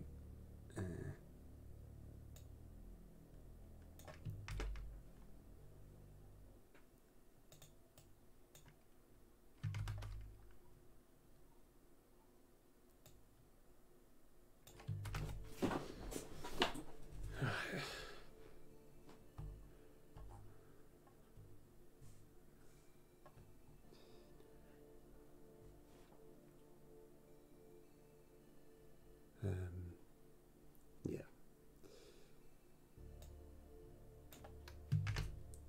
So I think this, yeah, once I've got this done, it should be easy-ish to get everything else sorted. It's like, oh, wrong one.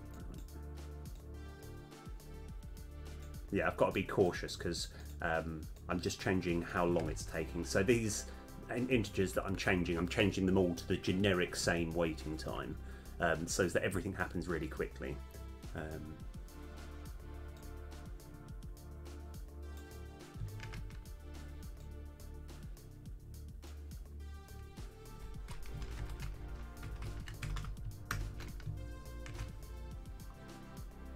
And then hopefully, without too much effort, we're going to be able to cycle through the levels and it should look okay.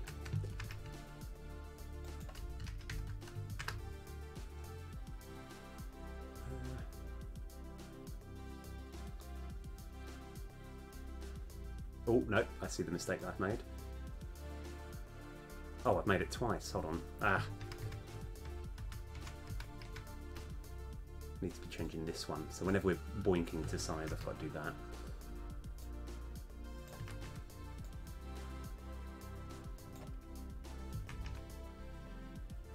Why did I make this so complicated? Obviously, this is something that I should have thought through when I was making it in the first place. But you know, like my method is I just go head first into it and just make it. So I still do sort of stand by my motto of it's better to make a bad version and then make it better. Right. Okay.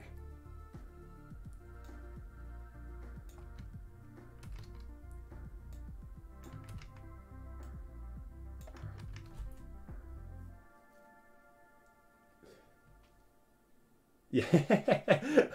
Yeah. I mean, that just, oh man, that's like my nightmare. It's like, ah.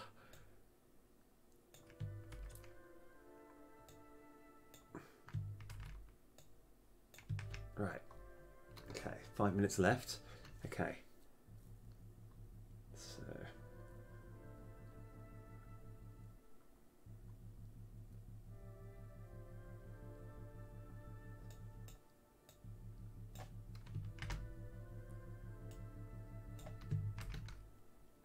So I do realise that this won't be doing exactly what I want it to do, because there's still a wait time, but I think this is the best I can think of at the moment. It's also one thing I've noticed when you're coding, Laker, is that you are actually a bit more thorough.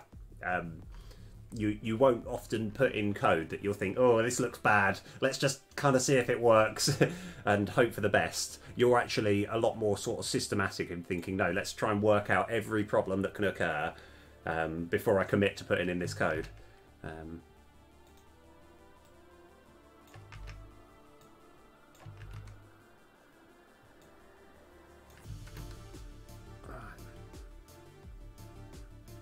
Okay. Right. All right. I think we might make up time. Well, I mean, one thing which I still do remember, I think when we were sorting out the construct Kev, and I spent ages trying to get it to work, and I thought I'd fixed it, and it was still broken. And I genuinely do remember that sort of moment when you actually spotted where the problem was, because that was like one of those like proper sort of light bulb moments where I thought, wow, someone actually understood my code. Someone understood my code and saw where I went wrong. You know, I was just like, ah, oh, that's amazing. Yeah. Or someone was able to decipher what I was trying to get at with my code. Okay, so that should all occur really quickly. What we want to do now is... now... no. Like, because what I kind of want to do is replace the keywords color white with decided color. I don't know if I can do that, because can I just highlight everything in here? I'm going to just sort of see what options I've got. Let's just say I did it from here, right mouse button. Yeah, there's got to be a way of me searching for, like, specifically, because I want to change colour white into decided colour.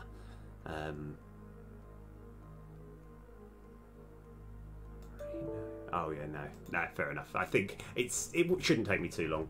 I don't think I can do it in the 2 minutes 45 allotted, but yeah, that should be okay.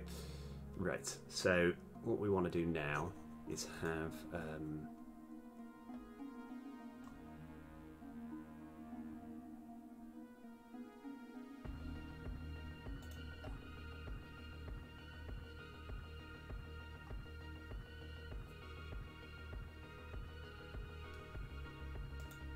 let's have a look.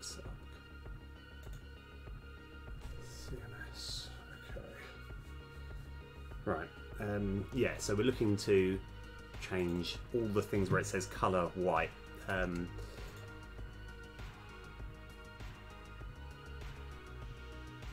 Did I press Control C?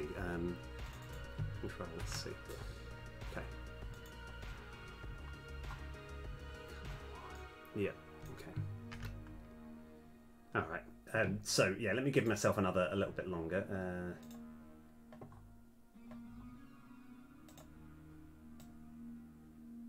Right. Okay. Let's see if in this time we can get as far as testing it out. That's our plan. Okay.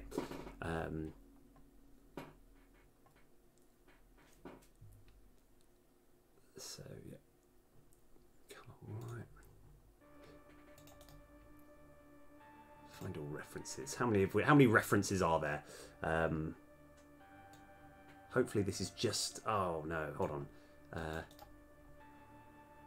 Find references. Oh, there's going to be thousands. I was thinking more references in. Oh no, in our level animator script, and there's still quite a lot. Okay. Control V.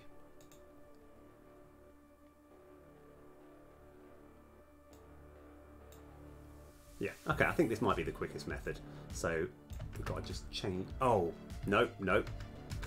Undo. We're going back, guys. Okay, let's just check that I'm in the right place. So we don't want to go into there. We want to go into here. Okay, no, forget it. I was trying to find a quicker method and I couldn't find one. We just need to grind it out. Okay.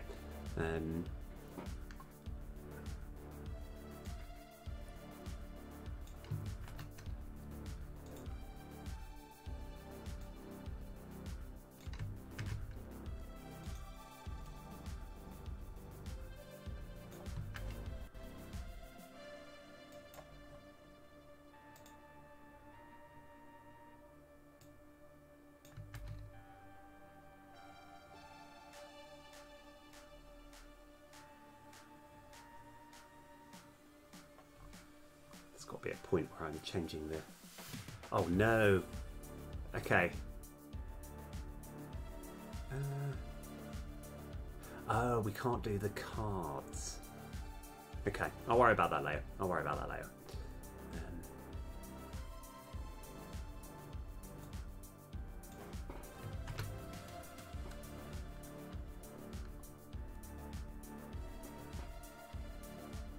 Yeah, I can wing it.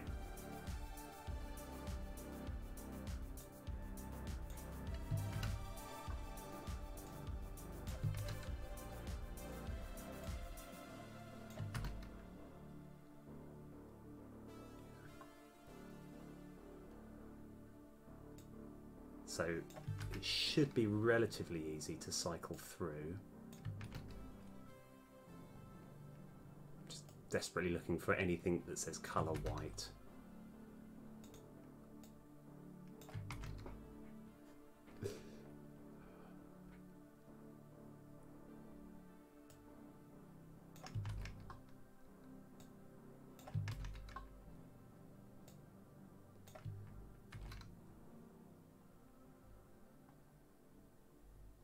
Yeah, so all these card ones, we'll have to work out a different way of doing it. I'll come back to it. I haven't worked out how I can do that yet. So the problem with the cards is we're not turning them to a particular colour. We are I might just try and work out a way of just showing the backs of the cards, because I do actually have an official card back, but you don't really get to see it very often. So I could just show like, oh, these are just behind the gap. Yeah.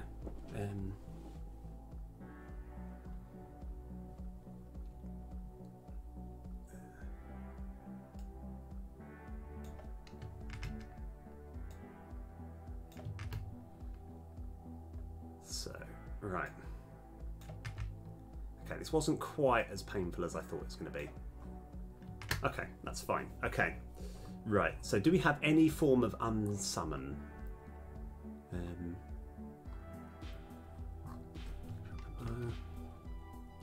Unsummon.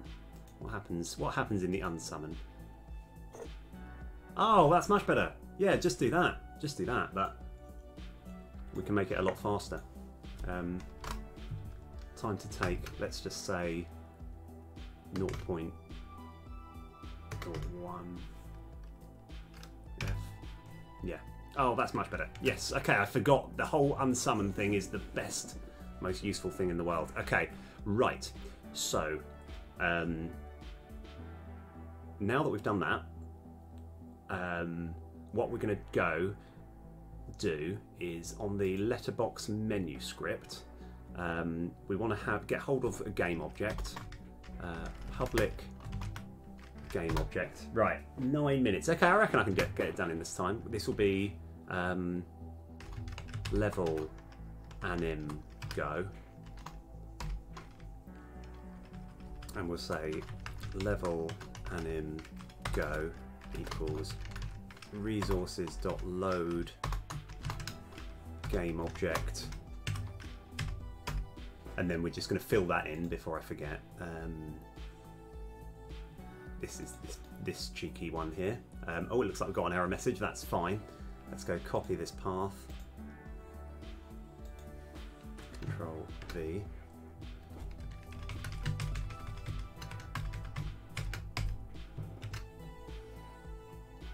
And I just want to know exactly how they sort out the, because I think we can actually just have one level that we just unsummon and summon each time. So I'll go. We can probably have it as private as well. Private.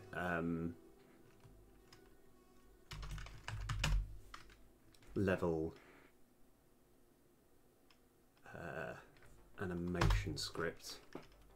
I wouldn't know why it would default to being a thing, so level animation script, but obviously have this as an underscore.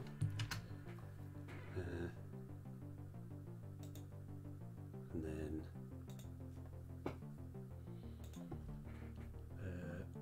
and what I kind of want as well is something like public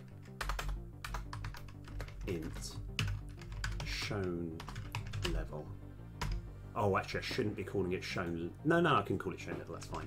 So right when we're summoning, in the summon routine, we want to have at the top here shown level equals. Let's actually default it to say 3, and then.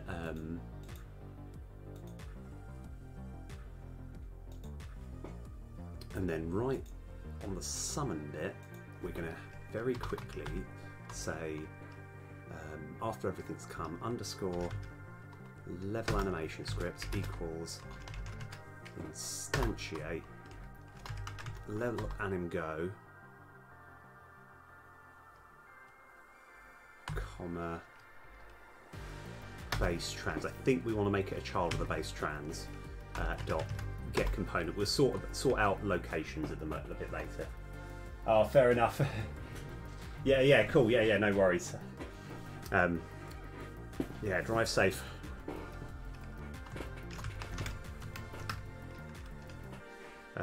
So we've got our level animation script here. We're assigning to after we've created this level animator. The level animator is the thing that creates all the images to show off each level. And then we go underscore level animation script dot click level info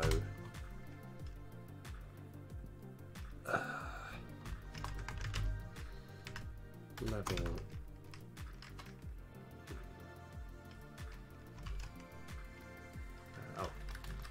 let's go false level to show.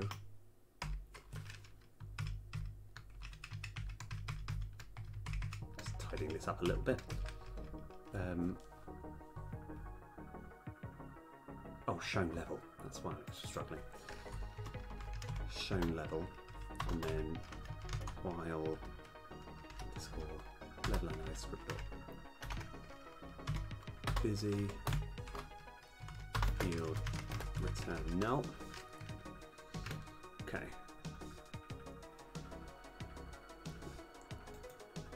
And then we kind of want to have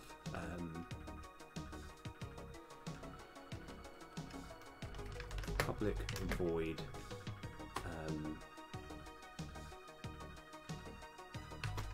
change shown level,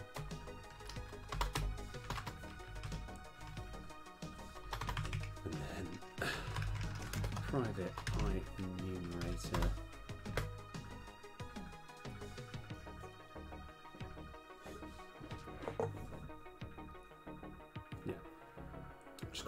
yeah, because I can do quite a lot of this. We've got 4 minutes. I reckon I can do it. I reckon I can do it. I got it. Right. Change shown level routine. Busy equals true. Busy equals false.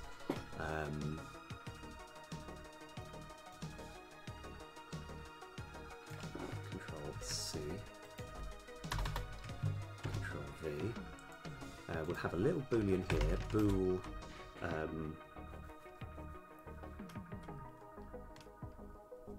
up 1 level. Okay, so if up 1 level,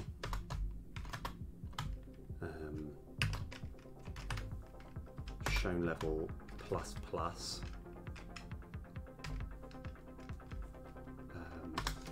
else shown level minus minus.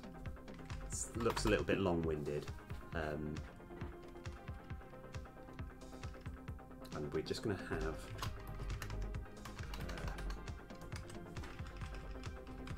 actually, you know what? This is the bad version, so this is fine. We're going to make it look a little bit better in a sec. Start coroutine, because at this precise moment, you can go into minus and you can go above like level 16 or 17.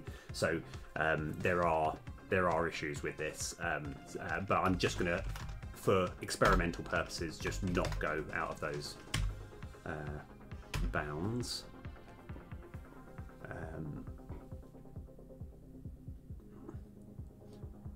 Okay, let's see where we're at. I don't think we're there quite yet. We just want to have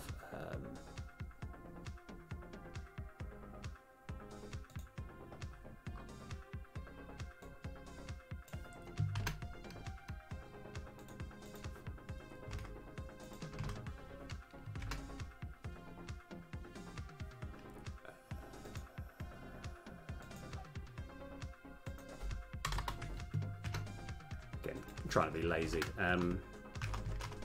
Change shown level true, and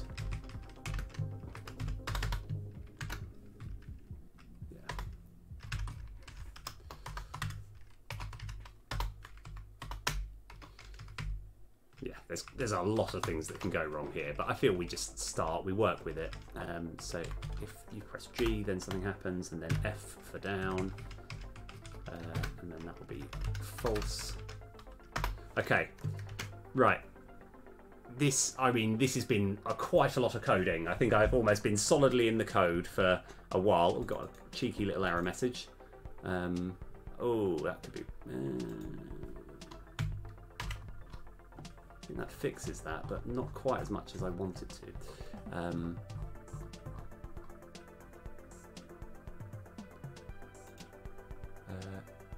So here, Oh, I see, yeah.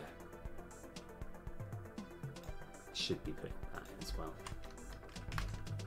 Yeah, so we're not actually making this one false at the moment. So we just need to, at the end of this switch statement, just go busy equals false. Okay, right, any more error messages?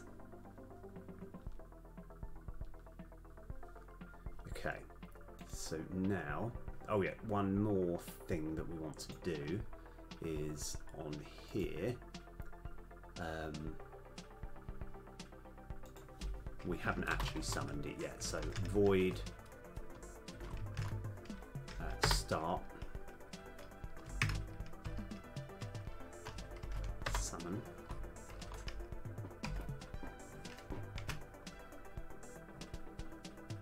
Yeah, so we're going to fix this. At the moment, I'm just defaulting it to being shown level 3. But so, and what we should do as well is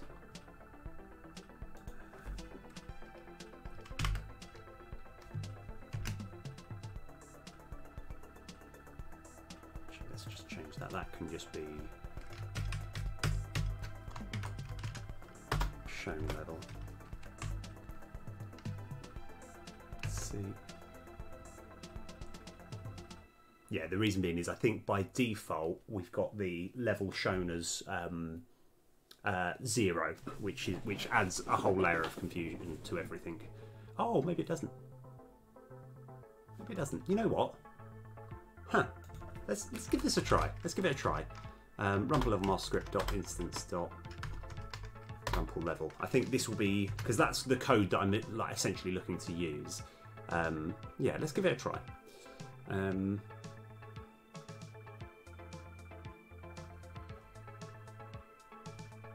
Okay. I feel like I was going to do one more thing. Oh yeah, that was it. We'll see.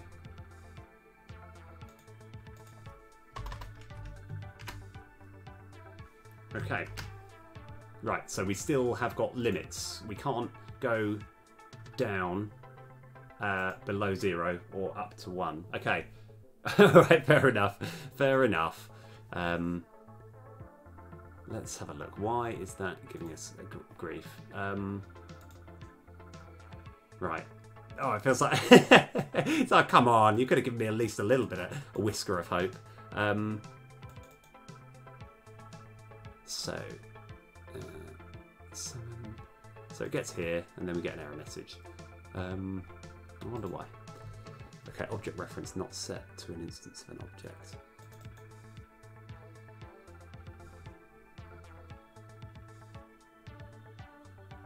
Does it not even... Wasn't even anything. Didn't it? Okay, right, so it did get as far as having this boolean being true. Okay, that's fine. That's a good start, I suppose. We can also actually check while we're here.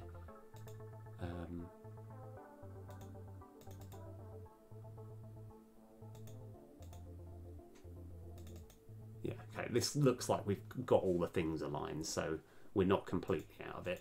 And this, oh, has, okay, we've actually got, we're getting there actually, we're very much getting there, because we know that when we're summoning, I think here is where, yes, oh man, this is a boom, right, okay, literally, right, I can say this with full confidence, no one in the entire world, if they were studying the last little while, I think would ever get this, right? And this is like essentially because it's a flaw with how my coding works. If we go on to... Oh. Huh. Okay. All right. Well, I don't think anyone would have got it anyway. But let me just have another quick look, check that I'm not going crazy. Ah, that's it. Oh, actually, no, it's probably quite obvious. But also what I want to do... Yeah, okay, that's fine. It's not actually that big a deal. I just hadn't got this activated. So when it was trying to do anything, it couldn't. Okay. Ooh, did I just make a mistake?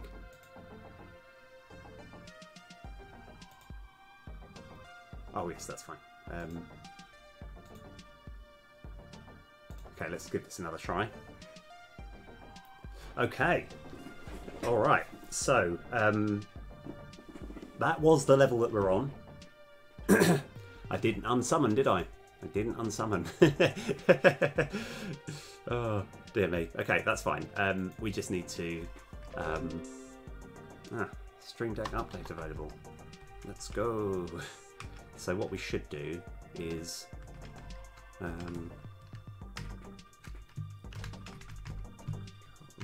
dot unsummon, because I don't think unsummoning actually destroys it, but let's just double check. When we're unsummoning, we're just saying unsummon everything, and then that yeah, fun unsummon, and then that should be fine. Okay, right, let's give it another shot. Let's go. Right, okay, so that's our current level, and then right, there's still a bit of a wait there. Okay, we can find all the spots that we've actually missed. Yes. Okay, this is better now. I've obviously made a few errors. This is where it goes. Okay. This is fine. These are all error messages that I assumed that we were going to get. Okay, so there's a delay between each one of these, so that should be easy to fix. And then there's nothing there. So we need to get rid of that delay.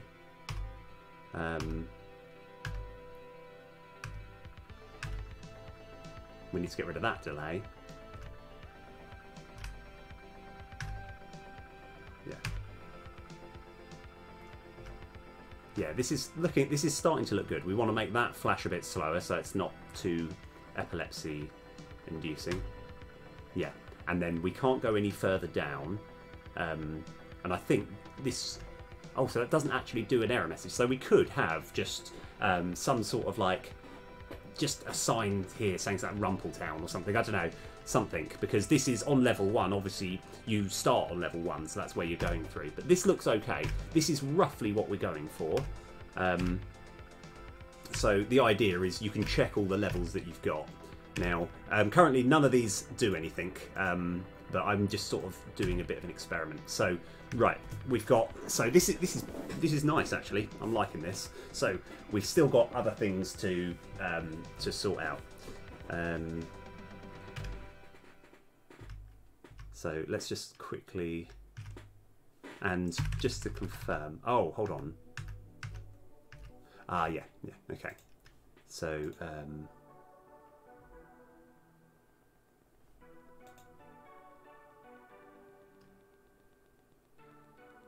oh, should be doing this as well. Yeah. Okay. Right. So between when we're actually summoning the level animation script.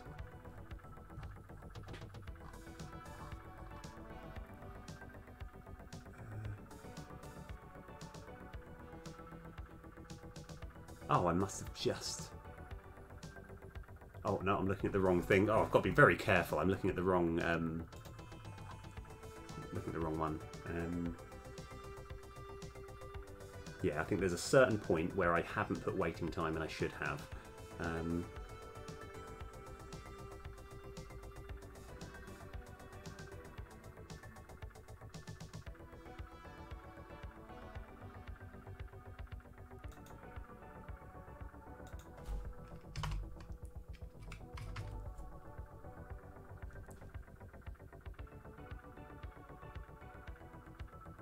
Right, so where is the delay coming from? Because it definitely feels like, yeah, it feels like I've got something wrong here.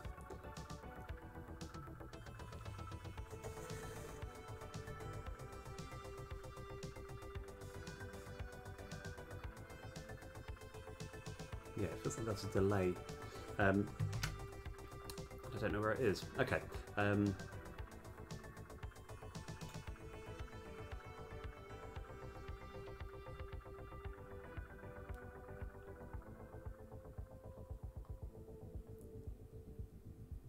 So that's ping pong.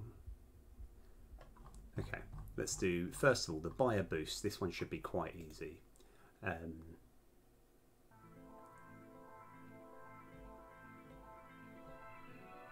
Oh, that's the card unlocks, that's fine.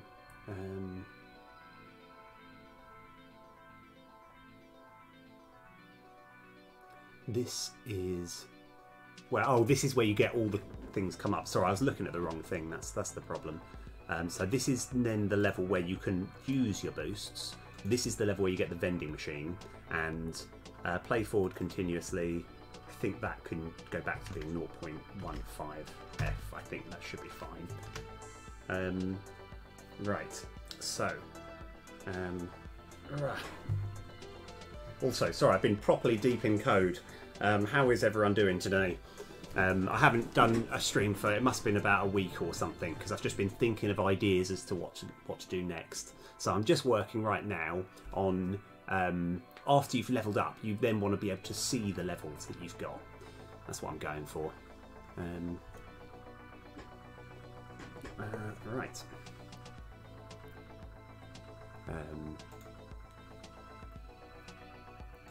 And at the moment I'm on the sort of early stages of that, but hopefully it'll look nice once it's all ready. And then if I get a chance, I'm going to try and implement the letterbox, because I don't know about anyone else, I really like having things on the screen that you just want to press. So it's like with the letterbox, I've intentionally, when there is something to read, I've got a I can show you here. I've just got a little shine there, so it just, people are like, oh wow, well, I want to click on that now. That's what I'm kind of going for. Right. So I think this is the one. Right. Okay. We might be able to spot it. Okay. Oh.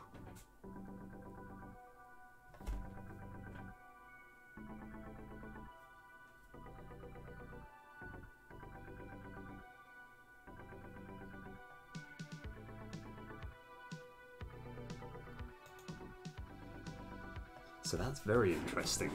So by the looks of things, oh no, it's okay.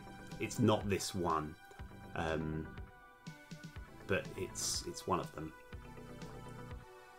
I should have actually checked the level. In fact, let's go find the level out now.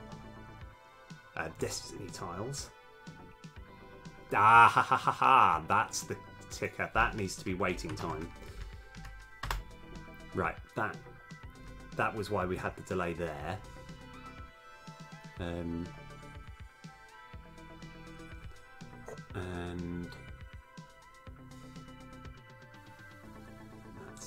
there we are. That needs to be waiting time. And that needs to be waiting time. So, oh, yeah. And I reckon I might have made that mistake several times already, but maybe not. You know what, let's have a little look. Let's go tidy up the code slightly. It's not that one, it's this one. Right. Okay. So what we want to do is change shown level. We want to check if not busy, then so if it's busy, we can't do any of it. So assuming that it's not busy, we then want to say now if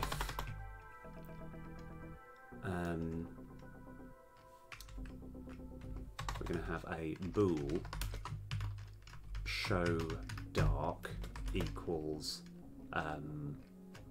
equals false, and then we can actually have a boolean here saying show dark, and that will be show dark. Okay.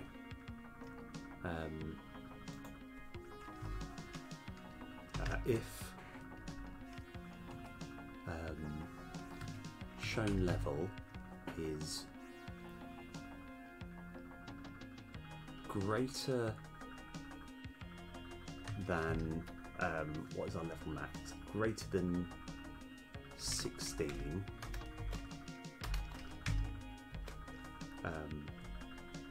Or shown level is greater than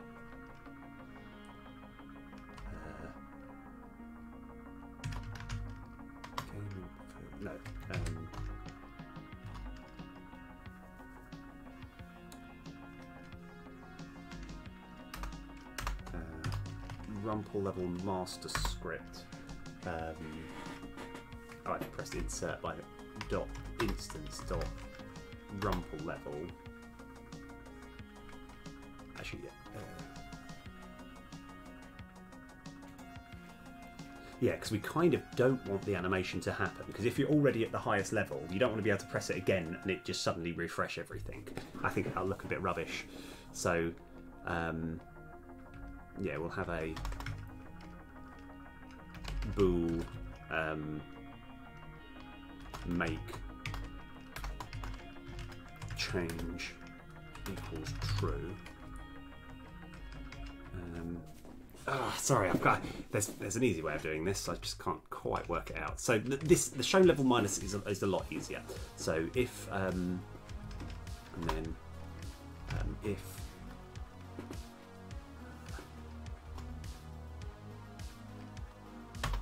make change, then we're going to do that. Okay, right. Shown level. If shown level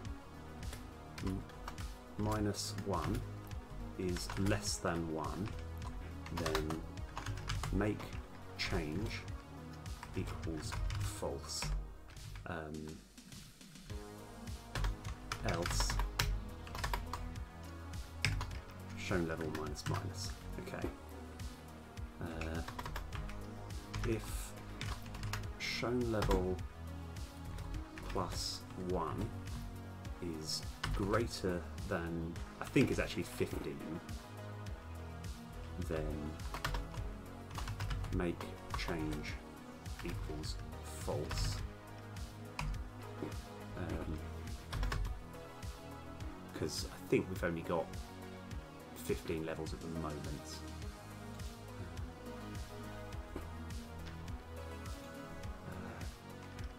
If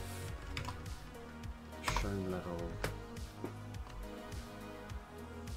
is greater than Rumple level master script dot instance dot Rumple level, then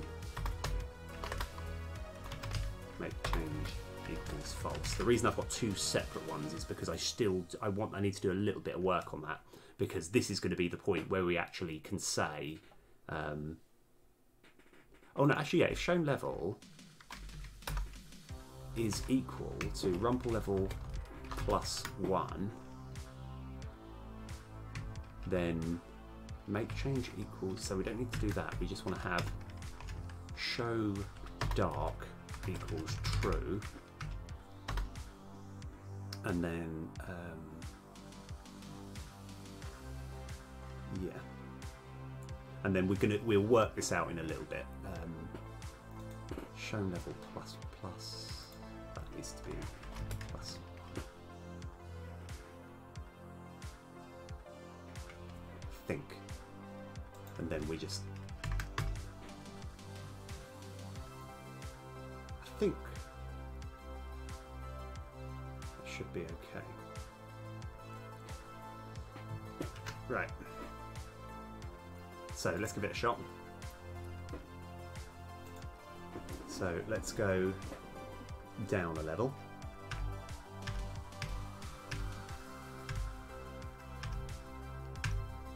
Yeah, that's better. Okay. And now, what happens if I go further down? It brings me there. Right, do I get an error message now? So I'm looking to go down one more. Right, no error message, that's fine, because I've stopped it. I've got an if gate stopping me going any further. Okay, and we obviously kind of want to put something there, but...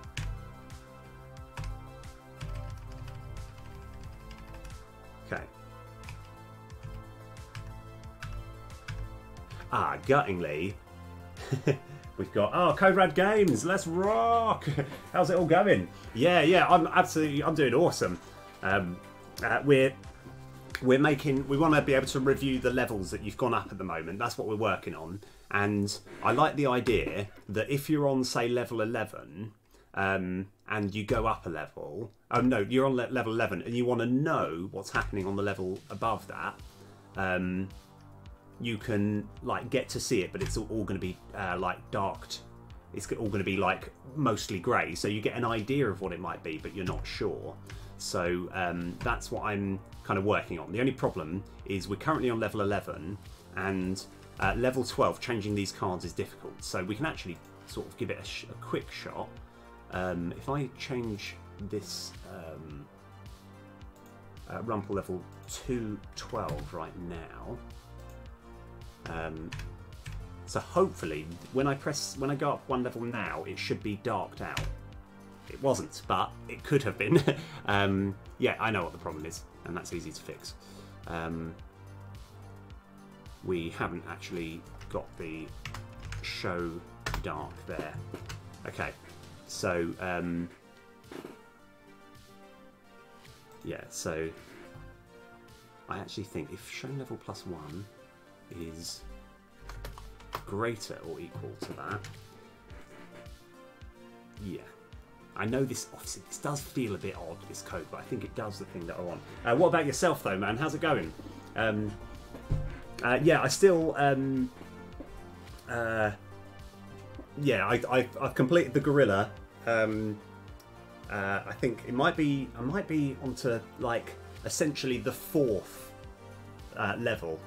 And I still... My favourite tactic is sorry, we're talking about Roguelite. Absolutely fantastic Souls-like Slay the Spire game. It's looking absolutely brilliant.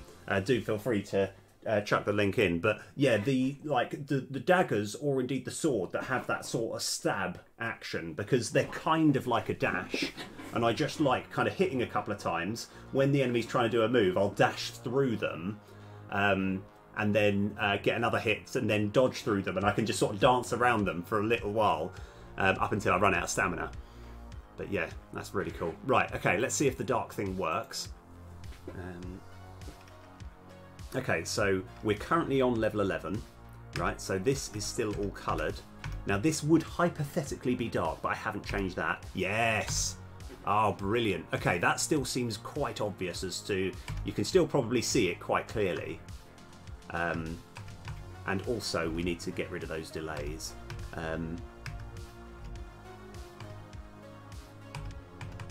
Okay. Oh, I see. I made a bit of a mistake here. So you can actually still kind of go up. Feels like, oh yes, I see what the problem is.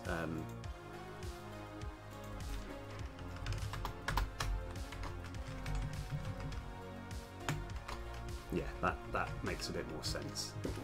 So I need to make it even darker so you can barely see it. But yeah, right. So yeah, we just want to make it slightly darker still. So right here, 0.1. What about if it says 0.025?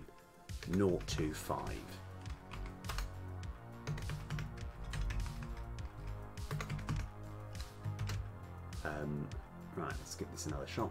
So I'm now actively going to try and crash it, and see what happens.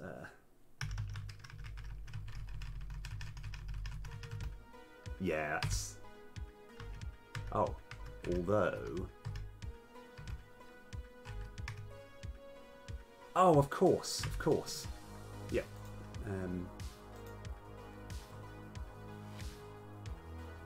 Yeah, okay, I know the problem. When you go down a level, it doesn't remain dark. So, so what we really should do is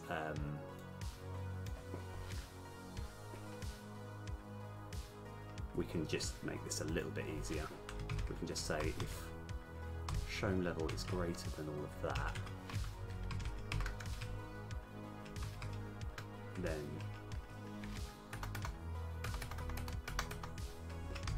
I don't know. Right, okay. Good.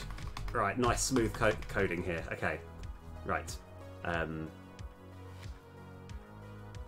Yeah, because we still want. I still like the idea that you can kind of tease. People get a tease of what the level could be, but it's all darkened. And obviously, I'm still looking to put in a few more levels. Oh wow, that was quick. How's it going, Lakia? Or Lakia? Yeah, this is where we're up to. So when you open this menu up originally, it's always going to bring you to the default the level that you're currently on, and you can cycle through it. And I'm essentially trying to crash it, and it seems to be okay at the moment. We still haven't got the text explaining what the level does, but we're currently in this game. We are on level 11, so I now want to work on making a way of getting the cards black as well. Ah, fair enough. Ah, yeah. But now this is the dark version, so you can kind of see what it is if you really look at it.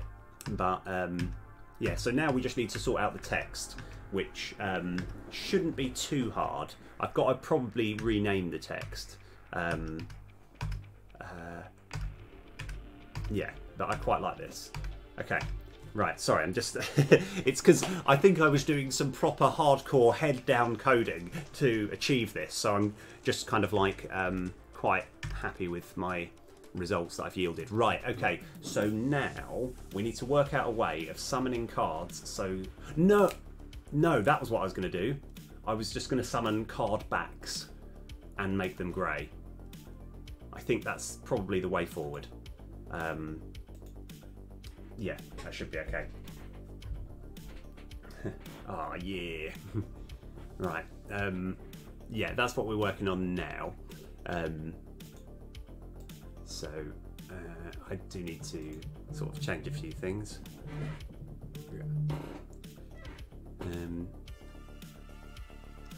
So letterbox menu. No, it's actually in this one here. So it's all about this boolean here. So level shown.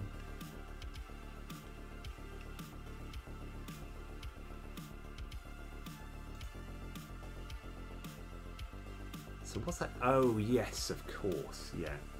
So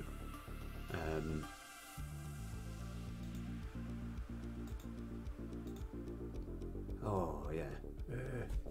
Is there an easy way of doing this? That's the question. I'm trying to work out if there's a way of just summoning it so it looks so.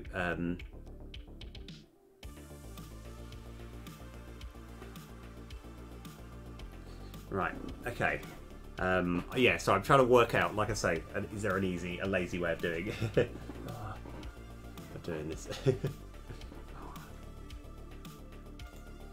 Because we've got to work out a way, because at the moment this summons it. So if we set up according to class, go to definition,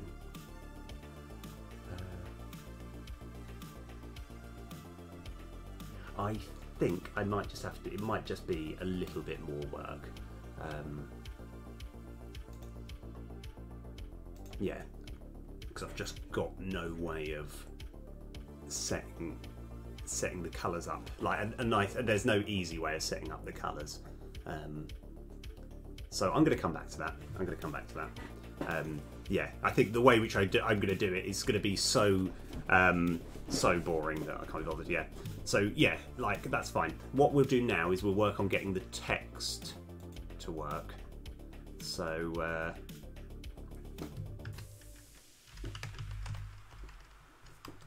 I've got caps lock on. So there's a certain bit where we're setting up the text, and I want to just have a little look. So when we're leveling up, summon for level up. That's great. We're just following the what happens. So we have these little sparkly things, and then the text box gets bigger. Oh, of course, this is the old method. Oh, 10 by 7 feels like that's probably a more appropriate size. Okay, to fit everything. Right, it gets bigger. That's fine. Create SFX. Yep. Instantiate. That's fine. What bit do we actually set up? Ah, here we go. Get level up info. Right. Yes. Okay. So, yeah, this is easy. Right, I just wanted to know. So this is the line that we're going to go by. We're going to almost copy this code word for word, but not quite. So we want to have a new thing here. Public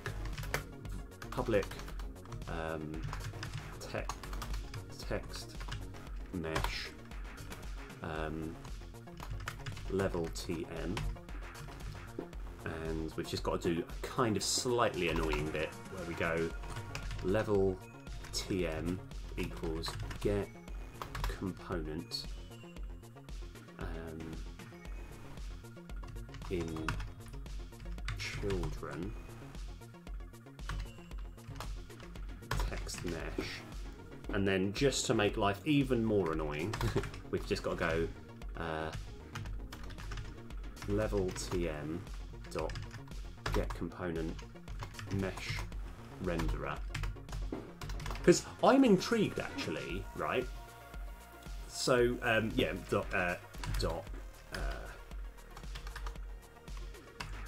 set dot sorting order equals, I'm just going to have 5, and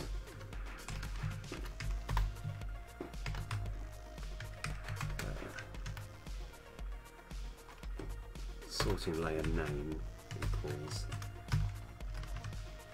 frontier.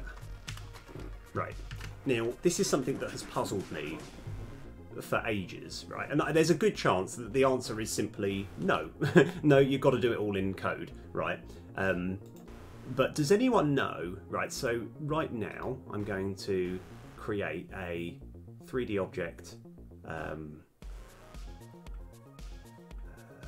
legacy text mesh. I mean, it might be the word legacy is probably the I'll just have the word info just for the time being. We'll set it up to Gilbert, and I guess I always like it to be generally center, so middle center and center. This will be level info text, and just to clarify, just to check that it still does exist, we just want to go like that. That's fine. Obviously that's a bit too big. Let's go change it down to say 0.25. That might be alright. And I'm going to put it here. Now, what I kind of want to do, just for visualization purposes, I want to see what it looks like there. But there seems to be no way of me actually putting this in front of this for the camera purposes. I literally have to do it in code like this. Whereas when you look at other sprite renderers, you can change it. Look, you've got the additional settings, you can just change it there. Whereas here, we have got additional settings, but they're not the settings that we want. So I think I just have to. It's not in here, is it? No. I have to every time. I have to just do it in code. So I'm always intrigued with that. Anyway, let's go 3. Okay. I trust you. You know what? For this one, let's go for it. I'm gonna. Let's go for it, right? I actually, I'm guessing. Actually, I feel I've committed too much down the path of using text mesh. That, like, all the bits of code are reliant on using text mesh rather than that. So when I think it should more be like the next time I make a game, I'll use text mesh pro. Yeah, No, I do appreciate that. That is almost certainly going to work, but everything, I've kind of got everything set up for text mesh. But you can't do it on the original text mesh, because to be fair, it being legacy, I can't complain too much.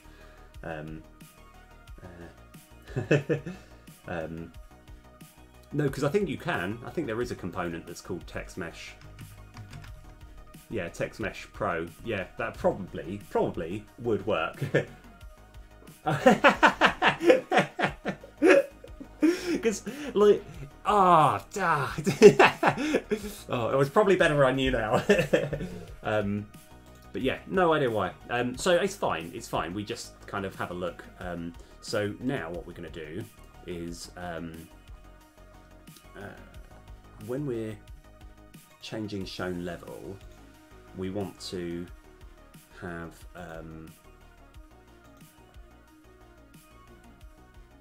let me see what would make the most sense. So first of all, we actually need to get access. We've got access to it here, and I think we kind of want to set it here as well. Yes.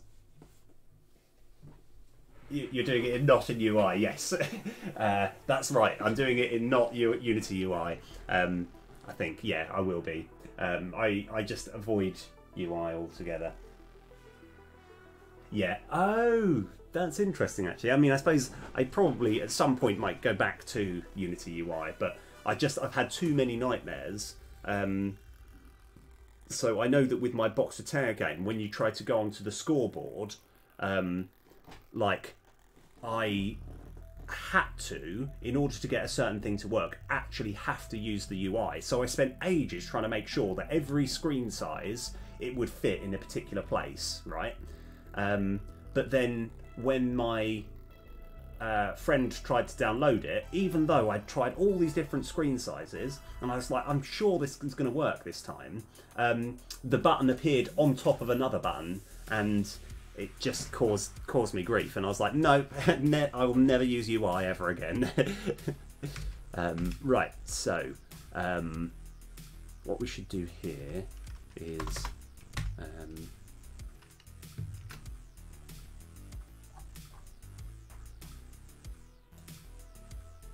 yeah.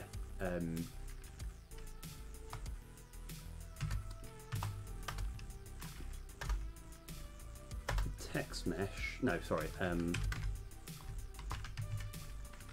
forgotten what I've called my original variable now. Level TM. It really should be called letter TM, I think. Let me rename that. Yeah, that's better. And we'll have, so here we want letter TM dot text equals that, so it instantly switches off. And then once all of this has arrived, we then want to have if show dark, or maybe if not show dark, then let's just copy that line that we used earlier, this one.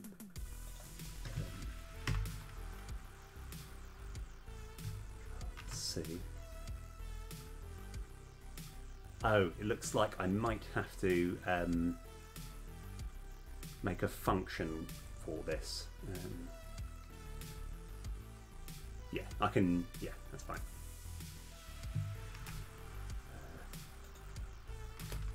And we have letter tm dot text equals that. But the problem is this just gets the current level. So let's go to this definition.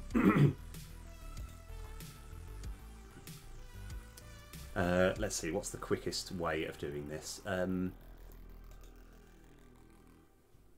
What's the laziest way? How many times have we used this? Find all references.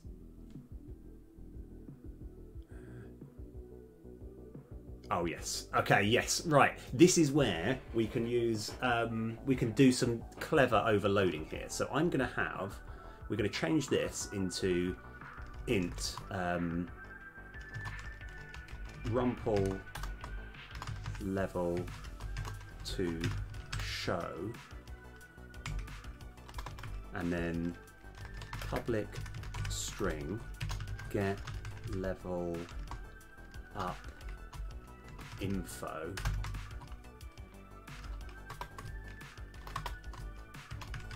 get. Oh, actually no. Let's do the whole. Let's go one further. Right now, let's see if I've got this to work. Right, I want to see. I want to kind of show that I'm kind of evolving as a coder.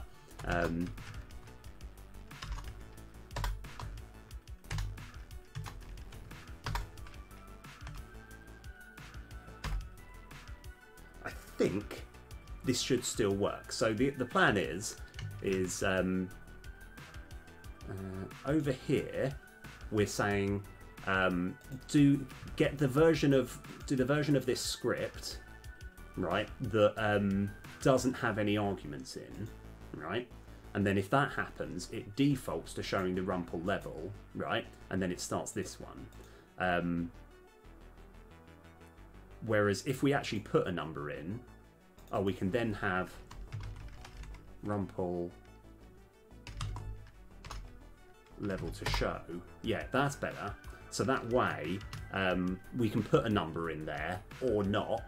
And if we do put a number in, then it will show the specific level.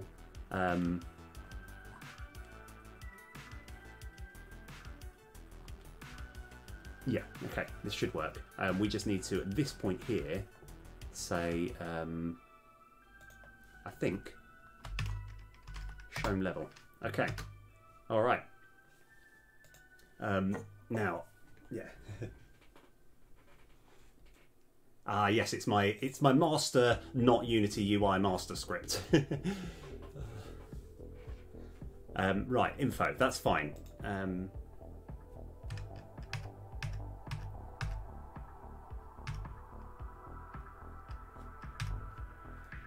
Yeah, this is better. I know it's probably going to be frustrating a lot of people having. Yeah, so I probably need to change the size of this box a little bit, but this is roughly what I was going for.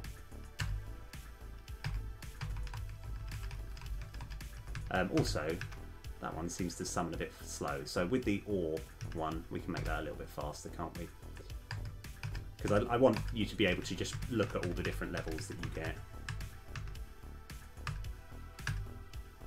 Yeah, and that's level 1. I just got that as a default text. Yeah, okay. And just to clarify, when we're in the this time, there's no information. Right, okay. So let's go sort out these delays here and sort out the OR delay. That shouldn't take too long.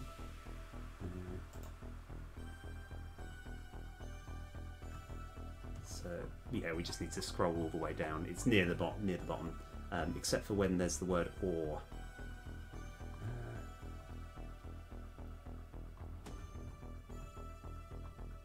I can't remember when I. Oh no, OR is actually at level 7, isn't it? Yeah. Yeah, that's it. This one needs to be waiting time. I just missed that little bit there. And then I think it's that one.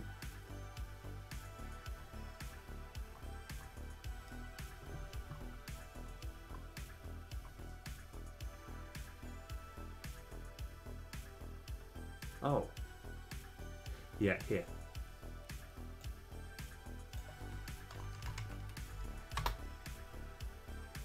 Waiting time there, and that needs to be waiting time.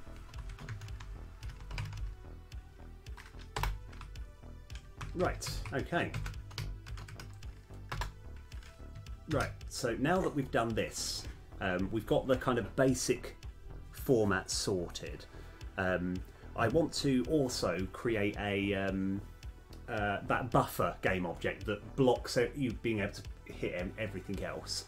And I think Destiny text box. I'm pretty sure. In fact, if I just go Control F, buffer. Oh, we don't have any there. Okay. I've just got to remember how to create the buffer, but I don't think that's too difficult. But before we do any of that, let's go change sizes. So if that was 10 by 7, 7, we can change these a little bit. So that will be -6, -5.5, yep, 5.5. These are rubbish arrows. I don't know. I need to have any excuse not to use these arrows. I think I just couldn't. I just need to make a button at some point that's got an arrow pointing in a direction just to look a little bit better. So that'll be -5.5. We could probably have it a little bit lower as well, can't we? -4. Yep. Okay. And do we want this one actually underneath as well? So maybe if that was -4. Let's have a little look. Let's just see that we've just got it all smooth. So you can cycle through really quickly if you wanted to. Yeah, that's fine. That's fast enough for me. And we can actually... I don't like it to flash too much, but that's okay. All right, so now we need to make these buttons do something.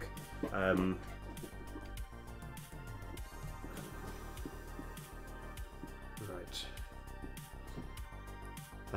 So yeah, we need to get these buttons to do something.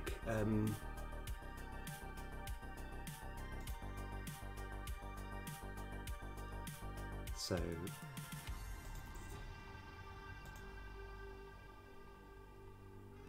and we need an unsummon as well. Okay, right, let me think, what should I do first? I think we do these buttons because it shouldn't be too difficult. So if I go scripts, town scripts, we'll go create C# script, letterbox direction, letterbox arrow button script.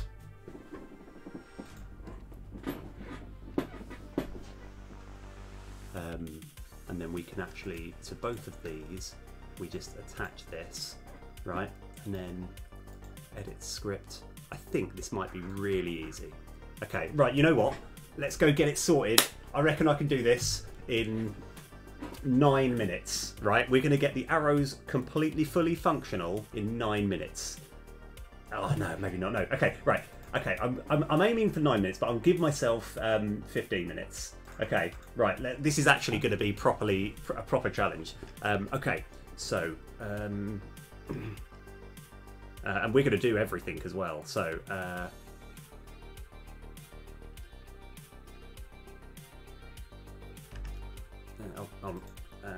yeah, okay, right. Sorry, you know when you're just trying to think through. Okay, I reckon I can do it. So, void,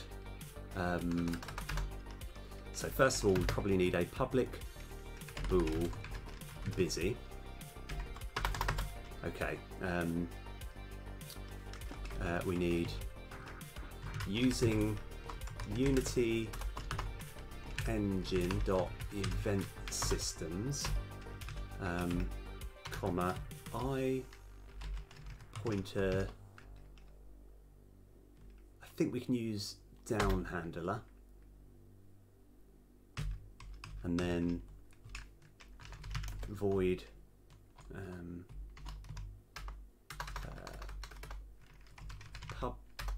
public void on pointer down, PED, and then PED. Right, that's got rid of that squiggly line. Okay, and now we want a void setup, and we want to get access to our letterbox menu script. Letterbox menu script. and we're going to have a this can be private letterbox menu script. That's going to be underscore. Right. Ooh, 2 minutes down. Letterbox menu script. Boom. Okay, right. Set that up. On pointed down. Oh yeah, we probably need to set up a boolean as well. In fact, let's have another boolean here, which we'll call public bool left. Oh, do we do left or up? No, let's do public bool up. Okay. Comma bool up. Up. I know that they're left and right, but you're kind of going up and down. Up equals up. Okay, right. Now, oh, we haven't given it hitboxes as well. Okay, I forgot about that. That's fine. I kind of want to have just a quick debug to check that it works. Debug.log, open brackets, champ. Okay. All right. Now, I think we can actually just quite simply say underscore letterbox menu script dot change level shown level, and then we just use up as an argument, because it doesn't matter if we tap it too many times, it won't matter. That's the point which I'm making. You just tap it over and over, and we can also have another little public bool boinking.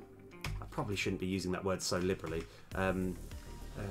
Public void boink, and then private I enumerator boink routine. If not boinking, start coroutine boink routine. All right, and then boinking equals true, boinking equals false. So this is to make it have a little boink. So now int chum equals mover.instance.boink to size. We haven't got a hold of our sprite renderer yet, have we? Let's just do that now. No, we need the transform, don't we? That's fine. Okay, so let's make this public. Public transform. Let's just call it arrow trans, and then over here, all right, void. Oh,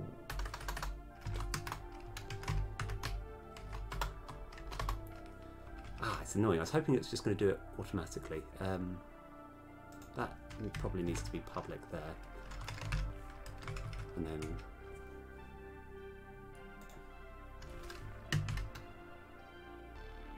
yeah, okay. Yeah, for whatever reason it didn't default to saying private there, but that's okay. Private void awake. We just want to have arrow trans equals get component transform, like a boss. Okay.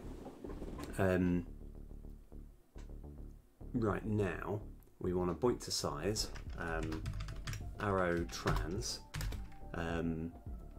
We just want it to go to vector 3.1.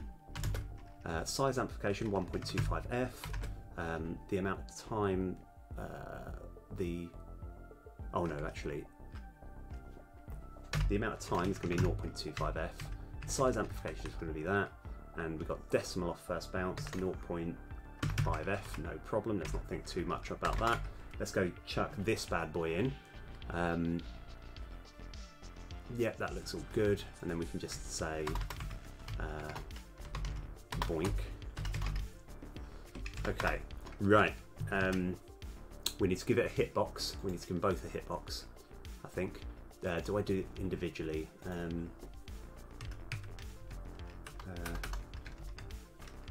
Box Collider 2D. We can probably make it a little bit smaller than that, can't we? It doesn't need to be though. Nah, keep it that size. This one here, add component, Box Collider 2D. Right, so in theory this is looking good. Is there anything obvious? Yes, we need to set this up, don't we? So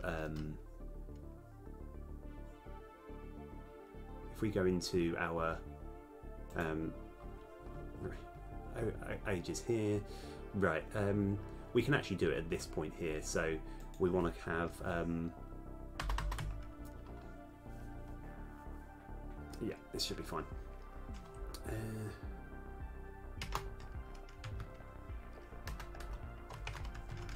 Button left SR dot get component letter box arrow script. Okay, I might not be able to do it in 9 minutes. I can do 1 minute 50. Dot set up this and false, and then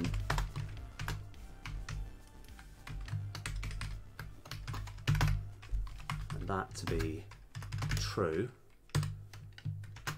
Oh, right, okay. You know what? Right, okay.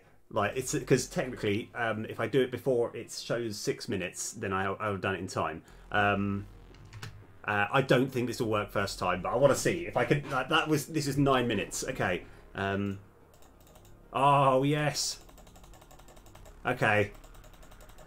Haha. Yes. Okay. All right. All right. Yeah. I don't mean to brag, but that's within 9 minutes. Nice. Okay. Right. Do any of the cards get in the way? I know. I know that it's quite irritating for most people. Anyway, stop the clock. Get the timer out of here. I've done the thing. Okay. Yeah. So that's fine. Okay.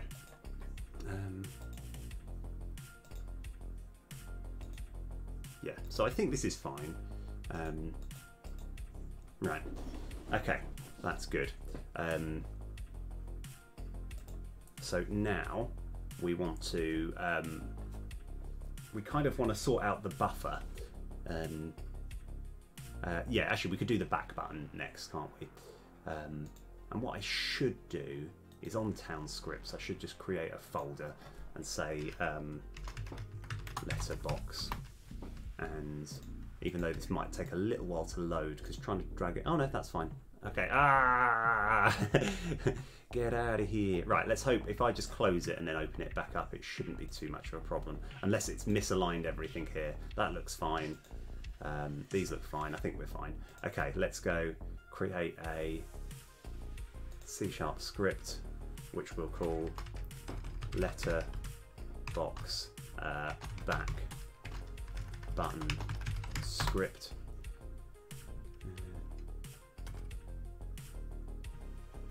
And over here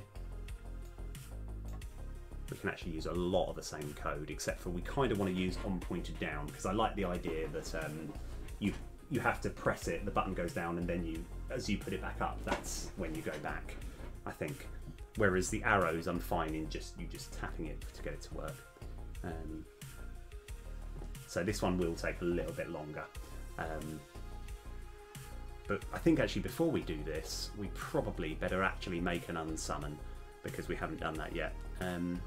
So where are we? Oh yeah, of course I closed the script. Okay. Right.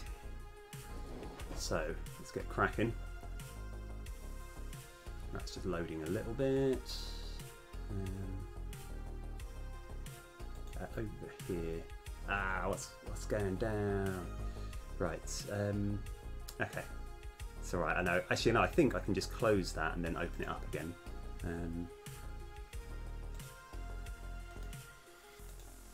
Yeah, we're fine. Okay. So what we should do is just have an unsummon routine. What I kind of want to do is I want to know the point in which a buffer is created, because I just can't remember. So the buffers are the sort of grey rectangles that are transparent, that essentially block everything behind it from doing anything. So it's useful for the menu. So the perfect example is if you click on the settings button, you don't want to be able to click on something behind the settings button, because it's like the main focus is on the settings. So let's go work on, in fact, I've got a better idea. Buffer. Oh. What did I call it? Did I spell it wrong? No, can't remember. Okay, right. We just got to work out how to create a buffer in the way that we have before. And I thought I just called it buffer. I've obviously called it something else. Let's do the easy bit first. Let's work on the easy bit.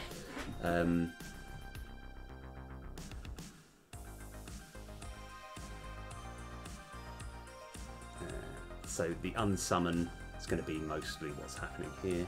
Oh, in fact, let's make it. Let's just go crazy and just go public void unsummon private enumerator unsummon routine.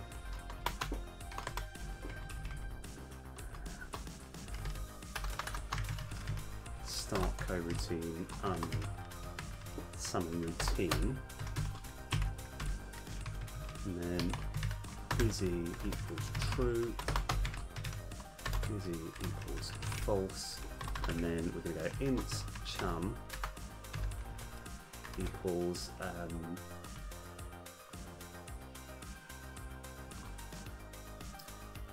will this work actually?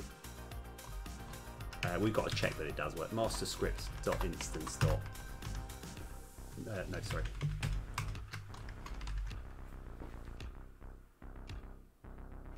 Right, okay. Right, it's still here.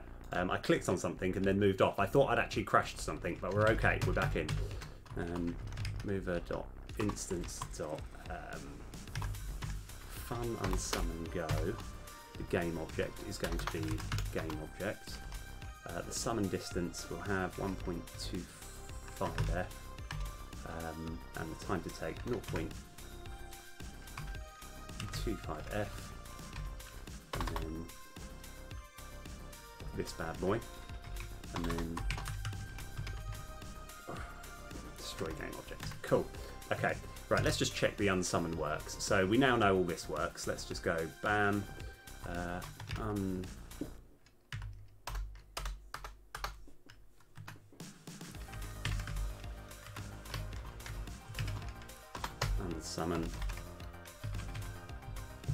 Let's just check. So pressing G will get that to work.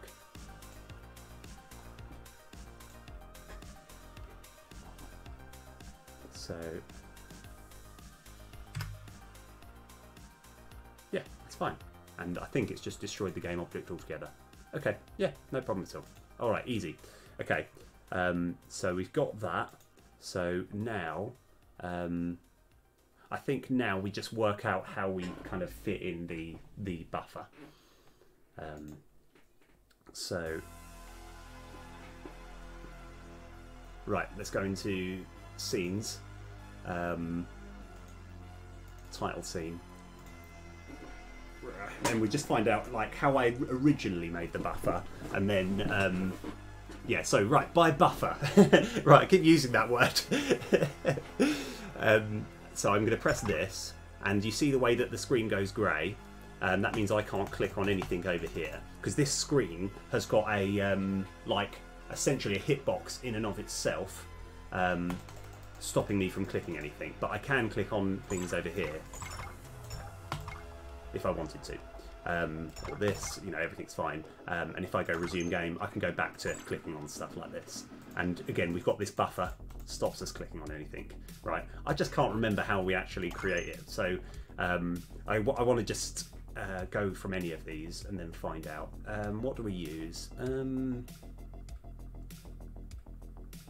Fire boost. That's what we're going to work on. So let's go back. Let's pause. Let's find out the exact. Let's follow the exact route as to when we create the buffer. Fire boost. Right. Edit script. Let's. Yeah, that's fine. We can stop this going now. That's how I find scripts. So what happens here? We instantiate this, and then we say this should summon. So go to this definition, because I might be able to literally just copy and paste something. This one, oh, this one. Incidentally, it moves the Rumple tokens forward. That's irrelevant. Blocker! Blocker! That was the word that I was after. I thought it was called buffer. It's called blocker. Why would I call it buffer? Okay, right, this is it. Right, absolutely brilliant. Let's just go kabam. Let's just copy this. Right, let's not mess around. Let's just copy this. It's fine. Okay, boom. All right, we might need to create the variable there, but that's no problem. Blocker. Ah. Right, is this the bad boy script? Okay, so when we're summoning, let's just go. Yeah, we can just chuck it over here. Right, this is going to give us a red squiggly message because we don't have a thing. So I'm just going to go public blocker script. Blocker makes a much better sounding thing as well. Like, why would I have called it buffer? Okay, so that's the blocker. Right, we summoned that. I think that's all I'll need to do actually. And then when we go onto here, I'm looking at the wrong thing. Oh. Go to definition. Blocker script, and I kind of want to work out how we unsummon. I think it's as simple as let's find all references. It's that simple, isn't it? Okay. Control C. So what we do when we summon, we want the blocker to be the first thing we create, but when we're unsummoning, we want to put it, say, there. Yeah, that's fine. Okay. Now it should just appear okay. So now that we've got the summon and unsummon ready, we can work on the back button. So the back button, I can largely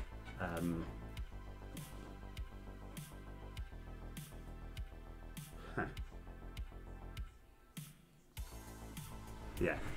I'm trying to remember how just regular buttons work. So now that given that we're on the title scene now, I actually might use a proper button script, like as a parent. Yeah, and then because I feel like, yeah, whenever you've got a button that you press that goes down as you press it, and then when you let go, there's just a bit more complex script going on. So if I just edit this one, yeah, we've got this button script. Yeah, this should be fine. Let's just go to this definition and find out. Awake. Yeah, this should be fine. I think we just wing it from here, really. So, oh, I don't think I've actually opened the exit thing yet. So let's go over here, close all but this. I always like to just clear these top tabs, make it a little bit easy on myself. Right, we can stop that one there. Go back into the test scene. This bad boy here, we've given it this. Let's edit script, and I think the beautiful thing here is we can just go button script, and then oh yeah,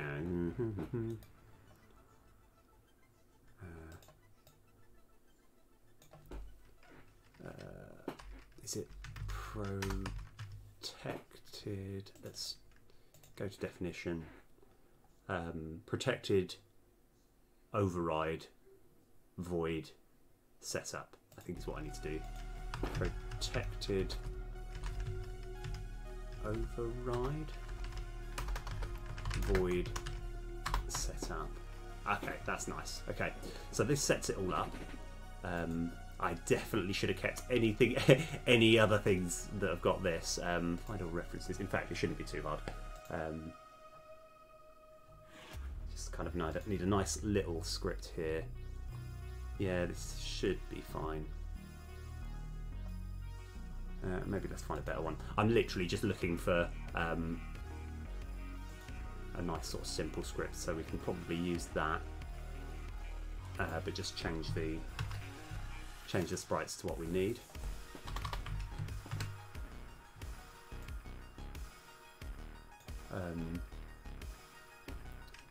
Let's go find the right sprites.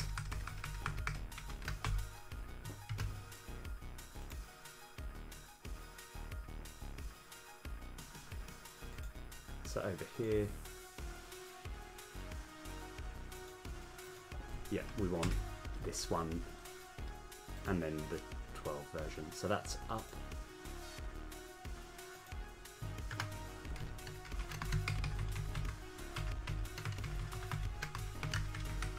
And number 12 is the one where it's down. And then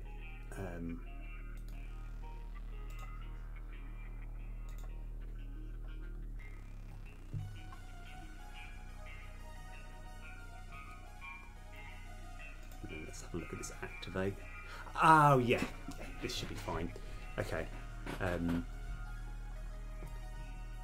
So what we should do is have a cheeky little script here. Public void set letterbox menu script. Letterbox menu script. Letterbox menu script. And then we just have, this can be private, I think, private letterbox menu script, letterbox menu script, and I always put an underscore so we're not, so the variable isn't the same as the variable name isn't the same as that. So now we can just go underscore letterbox equals that, and now let's see if I've got this right. Protected override, that one, okay. If underscore letterbox menu script dot busy, I suppose we want to make it sure it's not busy. Underscore letterbox menu script dot and summon. Oh wow, okay, we are doing well. We are getting there. I think right. Oh yeah, so we also need to go on this bad boy, and kind of want to go back button sr dot get component letterbox, that one dot set letterbox script to this. Right, is it going to work first time? Right, do you believe? I got faith. Yeah, right, okay. Let's not try and check anything. Let's just go head first. Right, so. Oh, I really shouldn't be having info there. Oh, we've got the buffer. The buffer's in front of everything. Ah, no, what's going on? Okay, fair enough. That is to be expected. That's fine. So the buffer itself is on frontier, but we need to make everything else in front of it, which is fine. Let's just go all of that In fact, let's have this as 5, this, and this as 10, and the level text I think we've already got set as, let's go set that as 10 as well.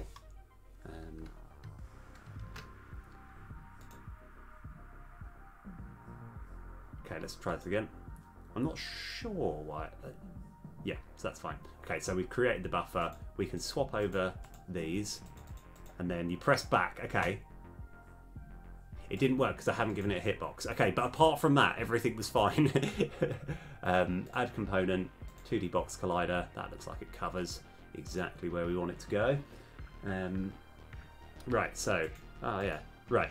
Also, I kind of want to sort out why it says info there. That's probably because we haven't set the text, isn't it? Okay. All right, let's go. That was almost good. Oh, of course, yes. Let me just let's try and work out.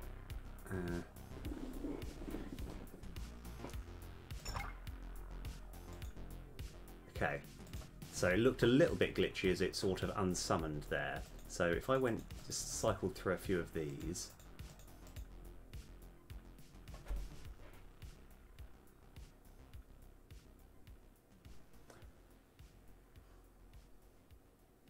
Oh, huh. Okay, I know what the problem is. I don't really know how to deal with it. It's fine. Everything's fine. We're okay. So here is the issue that we've got. Oh no, my laziness has caught up with me. So, okay, so I'm cycling through. It turns out every time we're creating all these sprites, so here we've just created ore, but here we've created a bunch. What's actually happening is, if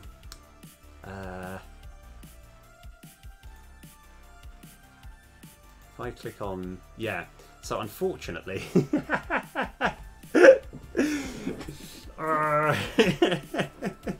this is quite funny. So it turns out this hasn't actually ever destroyed these sprites. So we've got loads and loads of sprites. This is a classic example of a memory leak. So this is fine. I'm sure I can find a way around this. So what's happening now is when I press back, it's basically saying, you know all those sprites that you created and you forgot to destroy? Well, now, here's all of them! Right. Okay, yeah, that's fine. It's fine. So it works. It works, right? We've just got to kind of work out. Yeah, that's fine. Yeah, we just need to work out a way of destroying that. But this does, by all intents and purposes, it does work. I'm fine with that. Right. Okay. So, what we need to do is go back onto the level animator script, which I think we can just go from here. Let's go to this definition. So when we're unsummoning, Control MO, yeah, this I had a feeling this was going to catch up with me.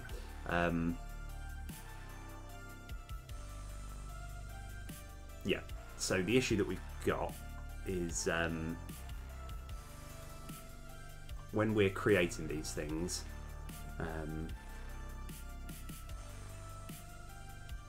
we're not actually keeping track of it, I don't think. Oh, maybe we are. Oh, no, we're not. No, maybe we are. So.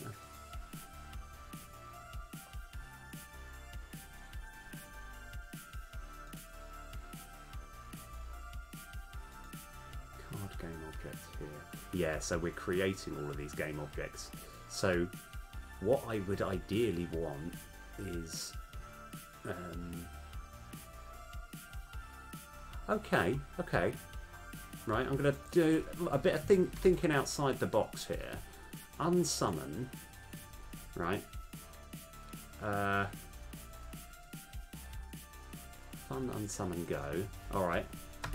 I mean, is this... I don't think this is lazy. I think this is a clever... Like, because I think I can sort out all of this in one line of code. let's go for it. Let's give it a shot. If it doesn't work, then fine. I'll try and come up with a more complex method. But why don't we go something like game object array equals get components in children game object. Oh yeah, we haven't actually set it. Let's just say GOs equals get components in there. Okay, and then if GOs dot length, we probably don't even need this. In fact, we don't need it. We just go for GOs dot length 1. Alright, why we got the 1 there? Because we don't want to actually get rid of the thing making all the sprites in the first place. And we can just go destroy GOSI.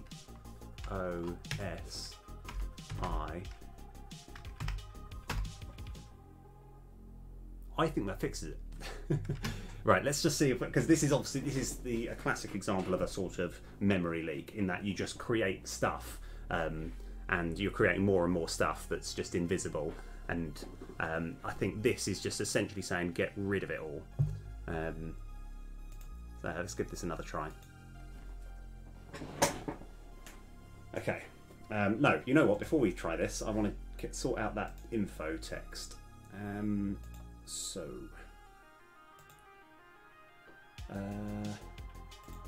over here,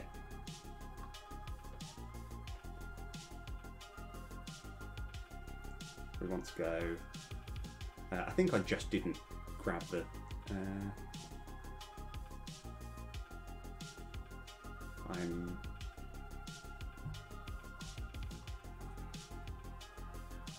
this bit, this bit. I just don't think I put it in, did I? So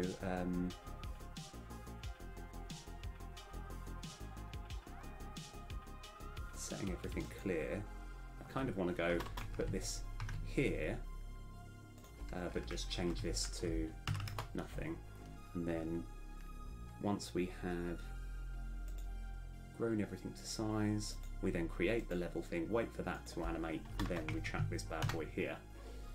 Alright, okay, so that sorts out the, so we're testing two things at once. We're checking to see that the level text comes up as soon as you start it up, and then we're checking to see if the back button looks okay. Right. So, yeah, right. What's going down?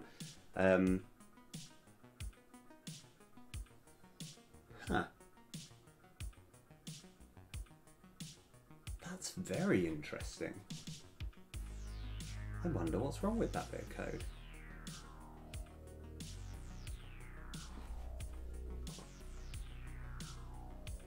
Huh.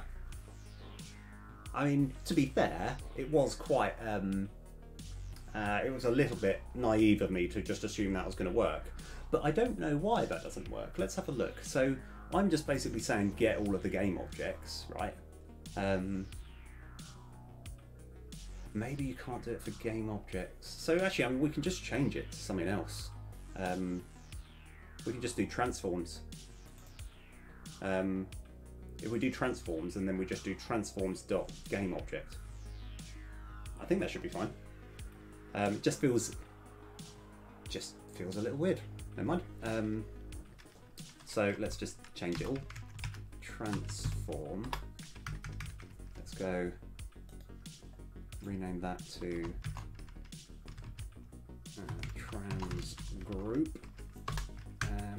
That'll be get component transforms dot game object. I mean, I guess that works, or it might not work. We might come across the same problem, and that's fine.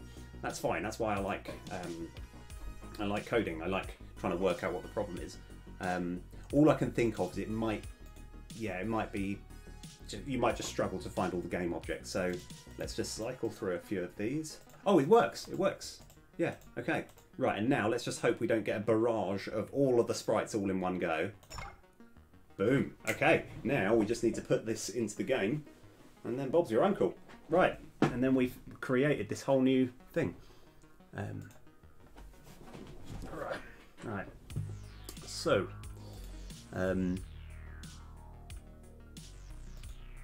Yeah, and I probably need to have something like, yeah, something for level 1. But I'll worry about that later. Okay. So, yeah, and we need to work out a way of making the cards, yeah, yeah, the cards, like, not grayed out, because even when you reset and get a new thing, yeah, but anyway, just talking to myself. Right, so scenes, title scene, sure, we can save that. Oh, we haven't done the thing yet, sorry. We haven't actually created a game object for it. So this is the level info. Let's go find a good home to put this one in our resources. So prefabs, it feels like I should put it in there, but now I kind of want to put it in town, or title. Yeah, I think it makes more sense to put it here. Yeah, I'll put it here.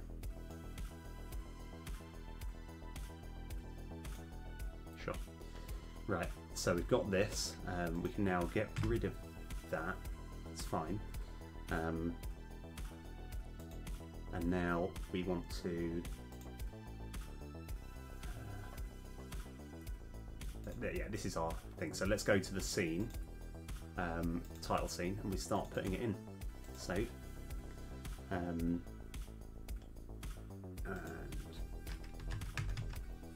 level, hold on, letter. Oh, I know what I've done. I've called it a letterbox, and I meant to call it signpost. Oh no, I've called it letterbox for everything. Ah, that's really funny. That is absolutely hilarious. It's meant to be called the signpost. Oh my word. I mean, that is, how did it not click at any point for me to think, well, that's clearly a signpost. Okay, we just want to change all of those letters into a letterbox. Okay, right, so all of this would be fine, right? It's clean stuff that no one's gonna like mind, right? The only problem is when I actually go to actually sorting out the letterbox, not the signpost. Okay, well, we'll worry about that later. I just didn't occur to me at a single point to actually. Anyway, never mind. Move on. Right, so letterbox. Yep, let's go. Let's actually go into this. So this is our letterbox, which is clearly a signpost. We need to give it add component a 2D box collider, and we want to. And I'm going to open up this one, edit script. That is weird, isn't it? Oh my gosh. I mean, I think one thing that is that there's actually another, like is it Catherine Tate? She's a English comedian, like comedy actor. She's very good, and she was in an entire series of Doctor Who. And the thing that was quite funny is after having recorded literally done all of the filming of the entire series, she literally did the entire thing and didn't actually realise that the main character wasn't, she just assumed the main character was called Doctor Who. No, the main character is just referred to as the Doctor, right? And, I feel this is another similar problem that we've got, in that, she just had that fixed in her head, that, the main character was called Doctor Who, and just just went with it. And so I've literally been coding for 3 hours under the assumption this is a letterbox when it's clearly a signpost. Right.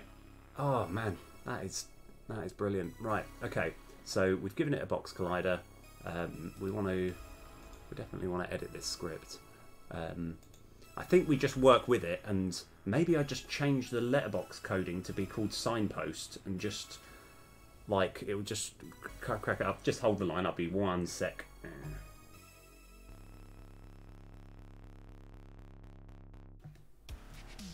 Right. Yeah. We're back. I've run into a. Yeah, I think that's. Sorry. Anyway, sorry. I'm just. I'm just kind of amazed at myself. I'm sure there were signs that I would have made that mistake. But anyway, right. So.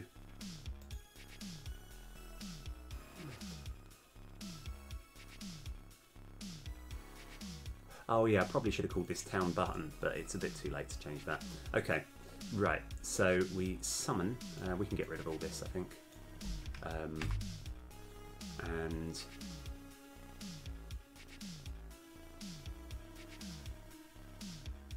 let me just think how I want to actually do that. Update sign. We can probably have a public void, because I could make this a work like a button, but I don't think I need to. All I really want to do is actually just work out how I've done other things. So let me just have a quick look.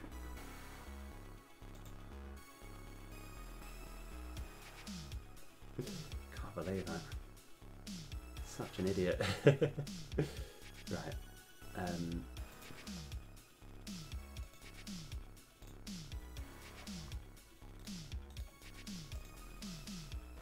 Oh, we do use the button script. I think that's fine. Yeah, I think I can do this without too much problem.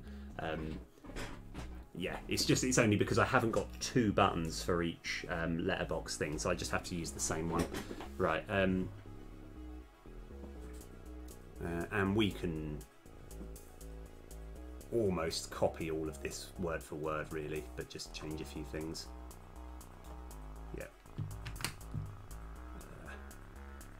Town script.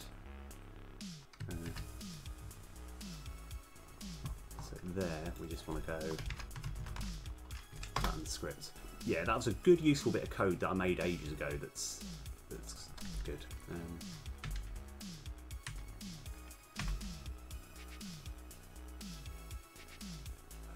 Oh, it looks like we have a summon already. Not there. But yeah, so yeah, this might just, I might need to do a little bit of editing, so let's just green that out. Go to definition here. When we summon. Okay, yeah, we can work around that.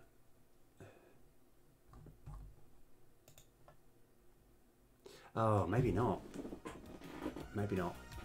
Control Z, Z. Changing my mind now. We can still kind of use quite a lot of this code, to be fair.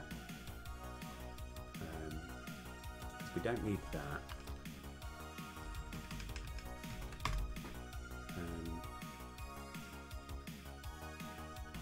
We don't need the override thing. So and here we want to just get our our quote-unquote letterbox.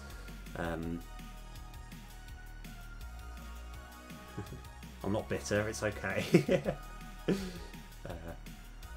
It's our letter info menu script. Copy path. And chuck that in here.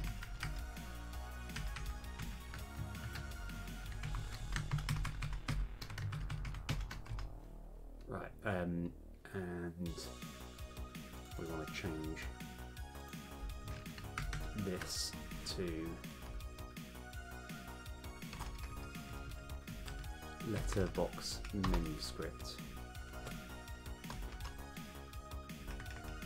Menu script equals that, and menu script.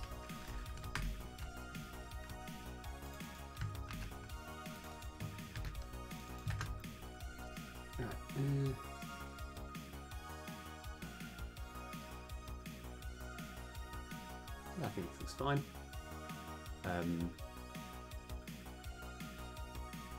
We just need a way of activating it. So we've already given it the engine. Yeah, we've already given it the hitbox. We just need to make sure the hitbox does something.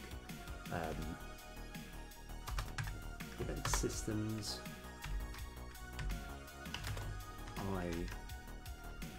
Pointer down handler is fine. Public void on pointer down. Oh, up. On pointer down. PED. PED.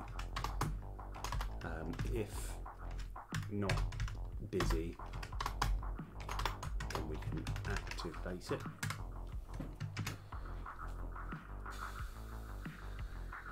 Which is good. And let me just have another quick cheeky look at something.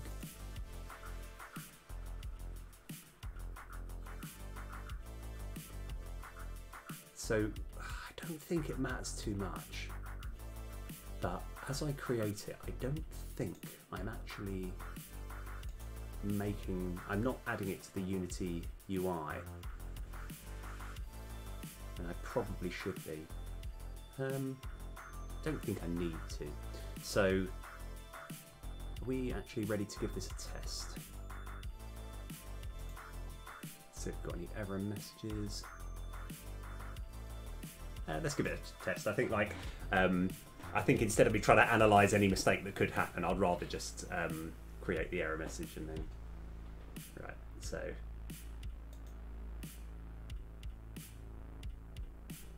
Not sure what happened there. Oh, wait a sec. No, hold on. Oh, yeah. Oh, yep. Okay. All right, that could have gone horrendously wrong. Okay. I think we actually change it to I pointer click handler.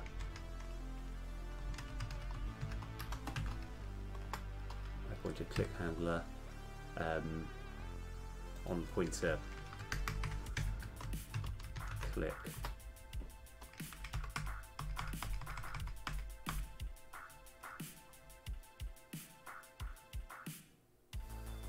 Oh, maybe not. So I should have checked actually, but it felt like it just created a bunch of them, and I don't really know why. Oh, if not busy, activate. Activation makes it busy. And it summons it. Okay, let's just give this a try. It felt like it just created a bunch of them, and I'm not really sure why.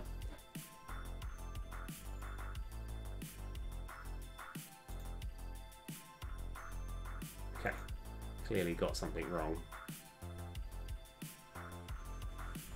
So let's just have a quick check of this. This is the level info master. Okay, it has only created one of them, I think.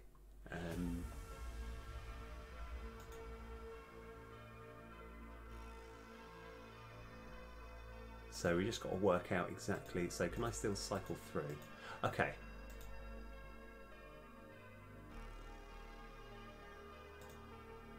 So it's created two. Oh, yeah.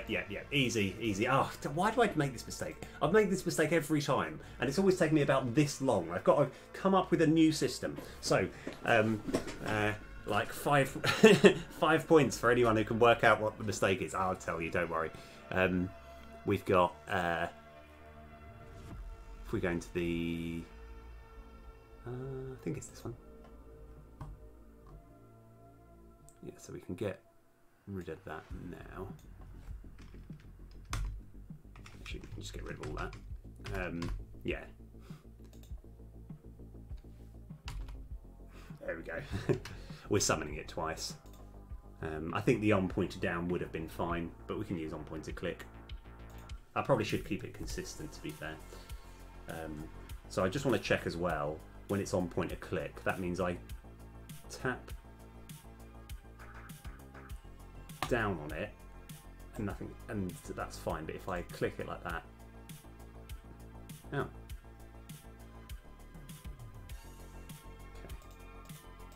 All right. Well, that kind of worked. Wasn't exactly what I was after. So.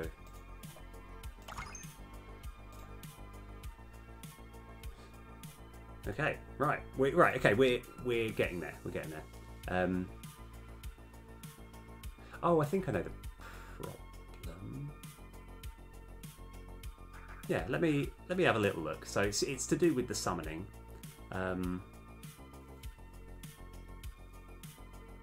Oh yes, I know the problem. Right, what we should do, in fact, now that we're here, we can let's just change this to 10 by 7. Yeah, sorry, this is an easy option, easy thing to do. If we go into this one, yeah, as it's summoning the buffer, it's still showing all of this. So what I should be doing, I mean, there's different lazy ways. We can just literally set the alpha to 0 and probably get rid of that as well. And that will fix all the problems. But no. We shouldn't. We should be doing it the correct way. Over here, we just, right at the beginning, we just set it to set everything there. That's right. So as it summons, it makes everything clear, and then we slowly create it over time.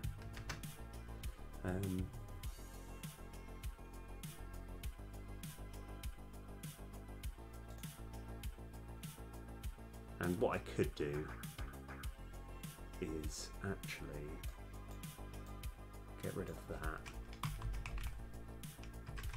Make chum equal to that.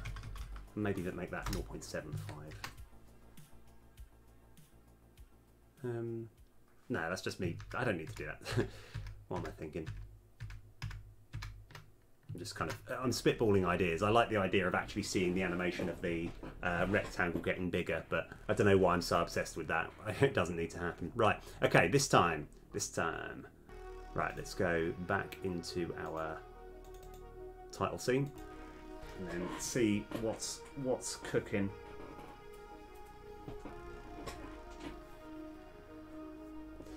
Right. Okay. That's okay.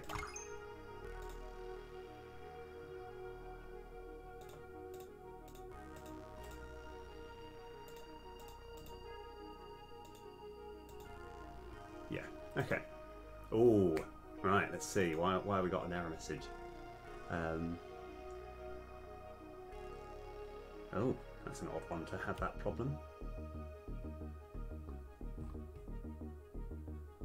Oh yes. Okay. I'll have to fix that. I'm not sure how to do that. So yeah, it's part of the. It's very weird that problem is occurring.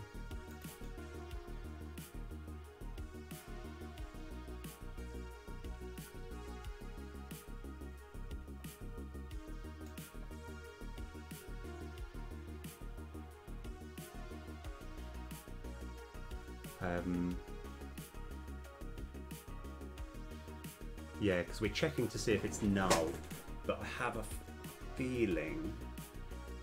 Let's try and create that error message again. I think, yeah, the problem that we have here is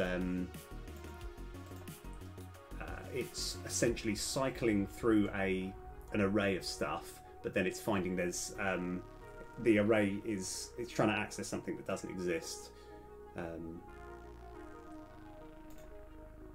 So let's give another try. Could probably do with making that slightly. That doesn't need to be there, but that's okay.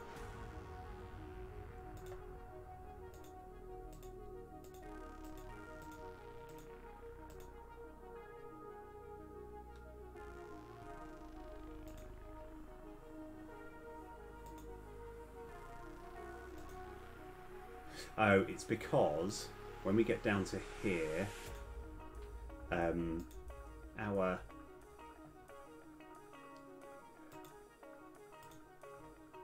level animator hasn't got any game objects.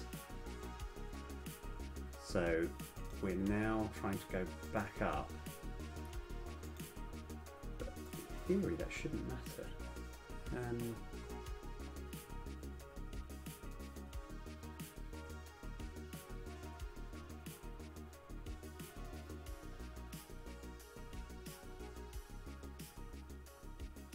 Yeah, I think I had some code to try and deal with this in future. So it's all trans equals, that gets all the transforms, local trans. Yeah, okay, that's not too difficult to fix. I don't quite have the energy right now to fix that. That's not the end of the world. I can do that. Yeah, I know the issue because we're essentially going into this.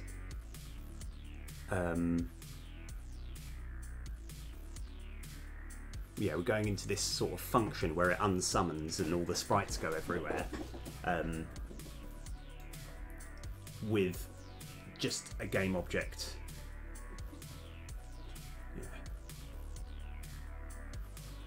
Yeah, okay. Yeah, that's fine.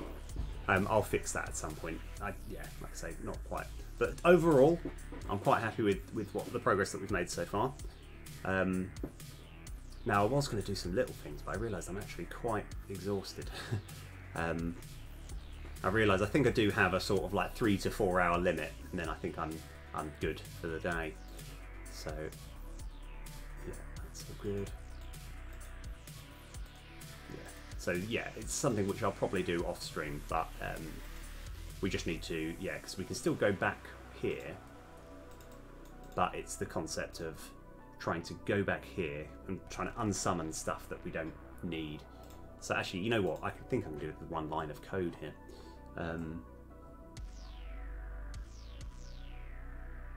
If we go into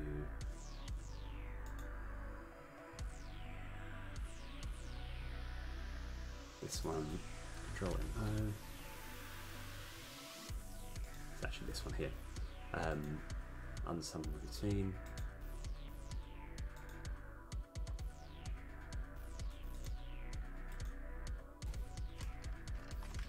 So I could just write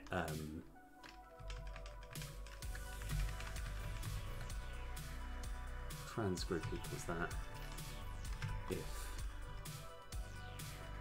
trans group is trans group dot length is greater than 1, then we do all of that.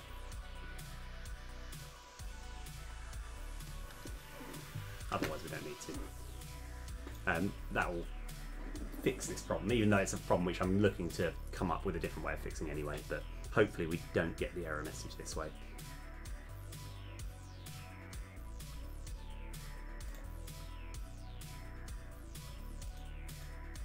Let's just give it another shot.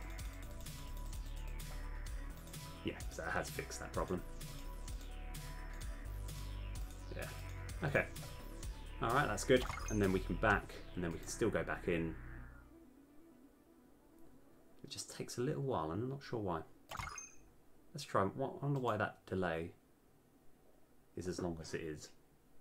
What have I done wrong?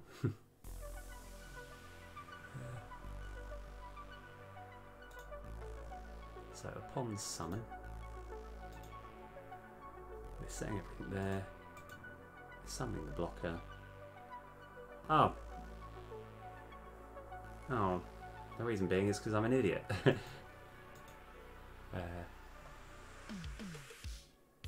Yeah, of course, I'm just an idiot. It's alright, there was no... We just don't need that, do we? Yeah, just get rid of it. Okay. Again, I always like to look for kind of like slightly more exciting answers, but, you know, when the answer is just, I'm an idiot. So yes, because I've told it to wait for no reason. It's like we can wait while this is growing, but we can't see it because it's invisible. Right, here we go. Right, this time.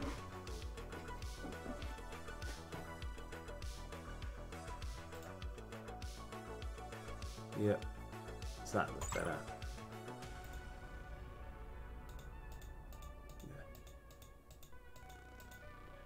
Yeah, we still can't click on anything. That's fine. So what I kind of want to do as well is just go. I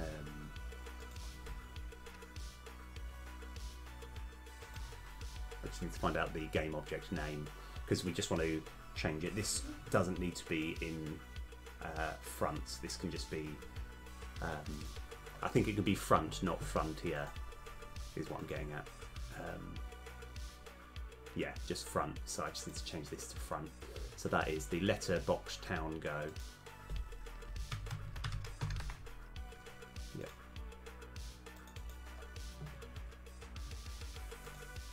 Yeah, that's fine. All right. Okay. Right. So now that we have done that, that's actually good. That's a good solid chunk of work done. So now it's just, you know, makes the game slightly more accessible. What we're looking to do maybe next stream is I will create this, maybe I'm going to create the letterbox maybe just over here or something. Yeah, I kind of want it somewhere, yeah, maybe here, and you can tap it to then go into the info, and this will have tutorials and yeah, it will have all the tutorials in, but I've realised that's going to be a little bit more work, so I'm probably going to call it here now. But thank you very, very much for sticking around. I'm going to have a little look as to, I'm just going to squash a few more beans as well. If you're new to the stream, I can, you just need to Google Rumple Town and you'll be able to find it on either Steam or on itch. And this current, like, very small window, you've got you've got almost the, like, kind of almost semi the full game of Rumple Town that's free to play on itch, which I'll obviously, like, I'm still going to put some more stuff in, but you can get a sort of feel for the game.